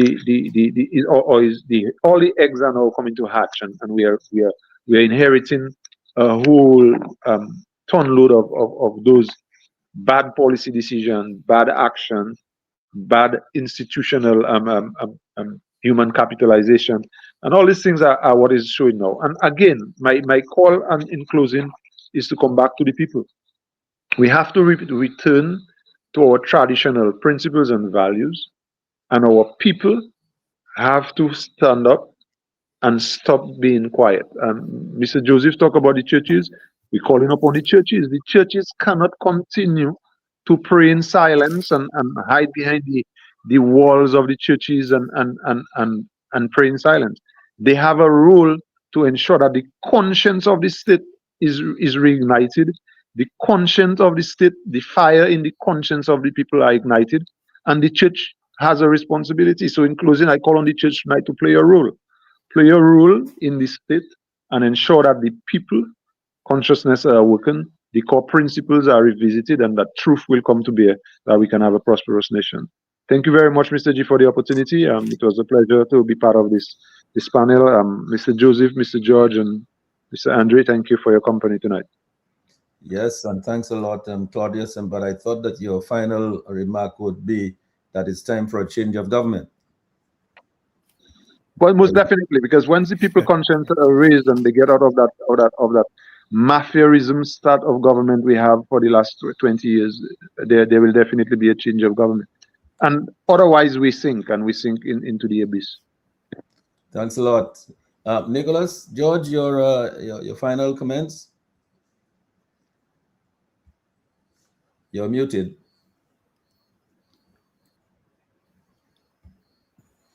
Right. Yeah, thank you very much, sir. I think I'll steer around something, what I've heard throughout this thing, the theme here is the lack of values, accountability, and so forgive me if I seem repetitive in what I'm saying, but the irony of the lack of values issue is that the political system that we work with has been ingrained in us so what that essentially people say that once you are a politician, you are dishonest, you cannot be trusted, you're unaccountable, and so on. They know that.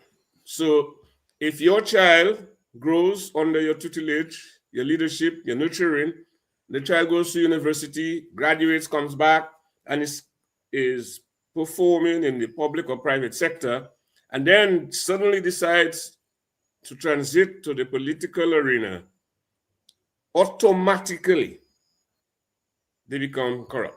Automatically. That's what faces us. And the irony is, we as the society have failed to set standards of accountability for our prime ministers and parliamentary representatives, that they become accountable.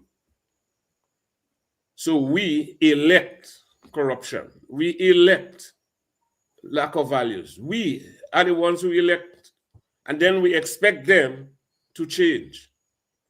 We must put the standards in place that facilitates that a prime minister, you heard Mr. Sanford talking about the election or the selection of police officers. I don't want to go too far in that. I know that I was not selected because the PAL rep sent me. I didn't know the PAL rep at the time. Okay, and I know I performed creditably along other officers who perform creditably. But that's what we're hearing now. We need to change it. And finally, we've been bandying two words: deportee and refugee. The deportee is one who... Simeon, could you mute your mic? Yes, go ahead, Nicholas. Yeah, the deportee is one whom a country sends out of their land. That's what the deportee is. So for some reason, criminality or otherwise, they don't want that person in their country, they send them out. A refugee is somebody who is avoiding persecution, or intimidation. They're running for their lives. That's what they're doing. In either case, why is our prime minister accepting refugees? Why we're not accepting them directly? It would have been better if the prime minister had accepted Palestinians from Gaza when the war was on there. There would be a moral argument for it, that these people would be in Ukraine, for instance.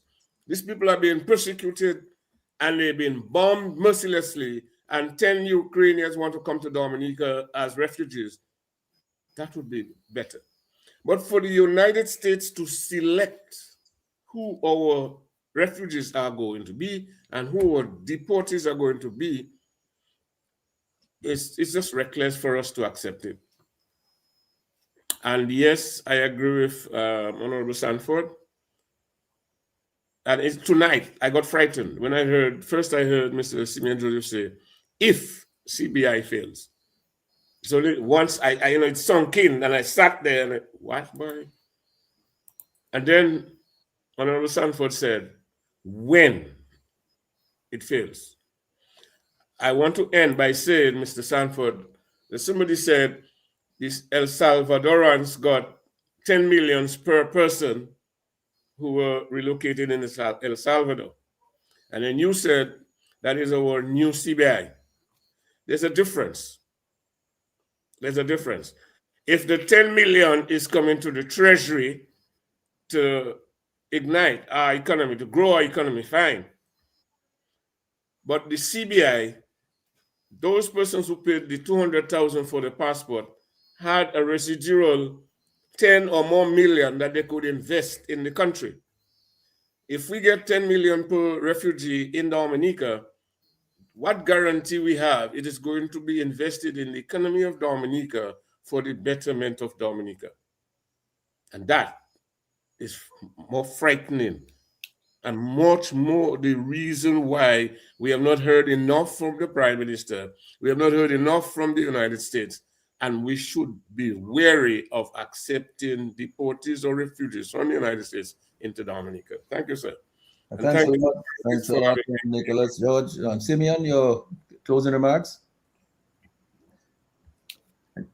My closing remarks is one that's going to be very general. I think I'll take it from a psychological perspective. Because in listening to this entire conversation tonight, I'm thinking of the whole ambit of everything in relation to life and behavior and aggression, as a word that comes to mind. Sigmund Freud spoke about the passion for destroying as opposite to the passion of loving in one of his statements. And he speaks about aggressive behavior by human beings manifested in various forms,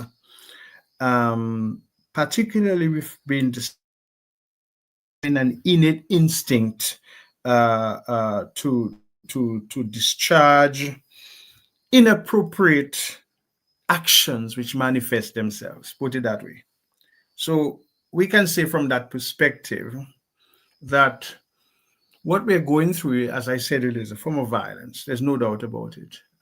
We talk about arms, we talk about guns, we talk about insecurity. And I alluded to the fact earlier that it's a violation. It's kind of a rape of because when you are raped, you see, you're exposed, imposed upon. And that's how basically I feel about Dominica now. Many things have been imposed upon us without our consent, without due regard of respect for our dignity. And that's why I put it that way. And once again, we are seeing it. Dominicans are being again asked to accept something that they have no right to say whether they want it or not. And that is psychotic in a sense. And it is a revelation of the personality and the nature of who is inflicting that violence. Because you see, apart from Sigmund Freud, just in closing, allow me to say there's also Erich Fromm, who's another psychologist who explains that aggression in two ways: the benign aggression and the defensive aggression. One that leads to survival and one that leads to pleasure. Bear with me. And so that's the dichotomy that we have been based on, that we live on. To survive or to pleasure. And when you really look at it, that's always what the play between us, you know. The thrust to force people in survival mode across the board. You cannot live without me. You will not get a house without me. You will not get a job without me. You will not exist without me. Okay, and you have to know that you exist only because I am. And so that's where many Dominicans have been cornered into that survival mode. And basically, that's what Dominicans are doing, you know. We have become so mendicant and begging and with the mentality that we are not empowered to do things on our own. And then the pleasure. So we are given Creole festivals. The parliamentary representatives are turning the village feasts into rum and siwo and botin. And everything is a good time, ham and turkey and feeling good, you know. And then I see in February again, we have something called a gospel festival. That is another thing. I don't understand. How does a government get involved in a gospel festival? Who's footing the bill? Who's going to pay for that stage and that light and that sound? And who's going to pay for these artists to come down? Where does the government have to do in having a gospel festival? And it's free. So Dominicans are not even going to pay for that. Where is the money going to come from? Is it another CBI fund? The thing is that where the money for the deportees is going to go into? Because the artists that I saw, they're not cheap. It's not Jerry Lloyd and local. They are all and all is international artists. So again, it's the other end of pleasure. So we see that in spite of the fact that people are going through this violation, we're not going to pacify them by giving them religious music and let them shout and praise glory, hallelujah. And we're going to pacify them so that when we give them this gospel concert, they will forget all the other troubles that they have and they'll say, praise God. While Dominica is going to the dock. So you see this kind of psychological warfare that is being imposed upon us. And that is why I think Dominicans have to understand whether they want to continue to exist under this extreme aggression without justification, or are they going to be people who will take a deliberate commitment to restore and regain their human dignity as a people. I think I'll end there. Yes, and thanks a lot for that, Simeon. Dr. Andre, you have the final word. Yeah, well, let me again thank you for inviting us to partake of this meal of enlightenment and education and edification and all the above. Let me thank those who've listened diligently for doing so, despite having myriad other things to do. Ambi and Sherwin, let me thank you for your sterling efforts and your sterling contribution to the cause of liberation in Dominica. But when we reflect from a historical perspective on Dominica, I mean, think of the songs which defined nationhood. I mean, once upon a time, we sang songs which says something to the effect that all for each and each for all. Once upon a time, we sang a song which says, "Pa kite yo pon Dominic Hodnu." Once upon a time, we sang a song which says something to the effect, "No ni bell this and no ni bell that." And once upon a time, we sang a song, a folk song, which gloried the kind of togetherness of people exemplified in the line, "Do, do, do, gade, samwe many bow." But what is being brought to Dominica, quite frankly, is a devil in a sack. At every turn, the whole question of fraudulent elections, the whole question of non-bidding opportunities where Dominican artisans, construction workers, truckers are excluded from being able to contribute to the economy.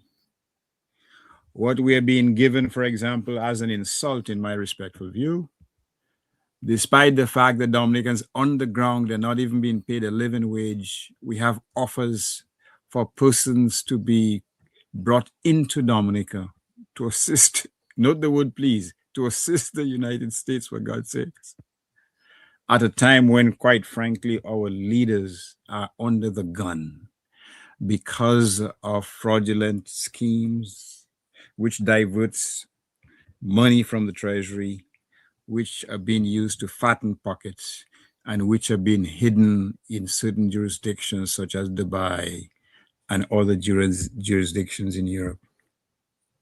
Dominicans have been buffeted by this hardship, and there has to be a time when Dominica should say, and in my view, the time has come, enough is enough.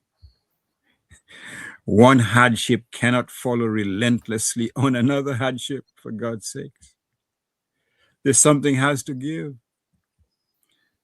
Democracy cannot withstand that kind of pressure.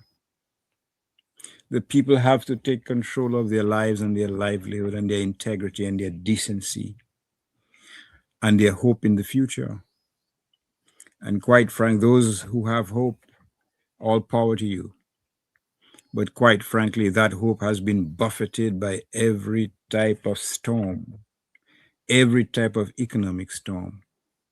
And I say, quite frankly, that it's probably miraculous that you still have people in Dominica, Mr. G, who are braving those storms with great courage, who are not going to hide their boats, but still go out, or still call the newspaper, the radio station every day. Persons who, quite frankly, don't have huge savings. Persons who don't know persons who can alleviate their own hardships. Persons who only can rely on their internal and their moral strength. And I hope that strength continues to innovate and inspire other Dominicans to say enough is enough. To say that, quite frankly, if they're not prepared to protect their way of life, their dignity, then what will they stand up to protect? That's the question. But again, it seems to me, as long as we're alive, as long as we can speak, we can talk, we can hear, we can feel, there is hope. And I certainly continue to be hopeful because in my respectful view, it cannot continue in that way. There is only so much suffering persons can endure and so much hardship. And bear in mind the lesson, if the reports are true of Venezuela, when those senior security persons saw the lives being lived by those in authority, the luxury, the wealth, the disregard for the people of Venezuela, over 60 or 70% live in poverty. They said, no, I cannot be loyal to such a regime when I cannot even get medical attention for my daughter. And I hope that we have reached a stage where we can say, no, the collective good should take precedence over individual signs of greed and living in luxury. So I say good night to the Dominicans. I wish you well. I hope you protect yourselves. I hope you take care of your health because that is one of the biggest casualties of this type of callous administration that we have in Dominica. I'm an expert on Fensic because that's what I grew up on. Unfortunately, many people cannot even get a Fensic when they go to the So you can keep Dominica friendship or true, whatever it is. So I ask people to reflect on their lives and act in the interest of the person you see in the mirror. And it's not Michael Jackson, it's you. Thank you very much. Yeah, and thanks a lot, Dr. Andre. I mean, thanks a lot. Thank you. Good night, Mr. Andre. Thanks, Good night. and Nicholas and Lambi and Sherwin. Really and truly, I mean, we can just encapsulate all of what is said tonight. It's forwards. Enough is enough. Time for a change. And so with that, I'd like to say good night to all the folks who are with us on Facebook and on YouTube. And good night, gentlemen, for your substantive contribution. Thank you, Mr. Sanford, Mr. Joseph. All right. Take care. Dr. George, Mr. G. All Lambi. right. Good night. Good night. Good night.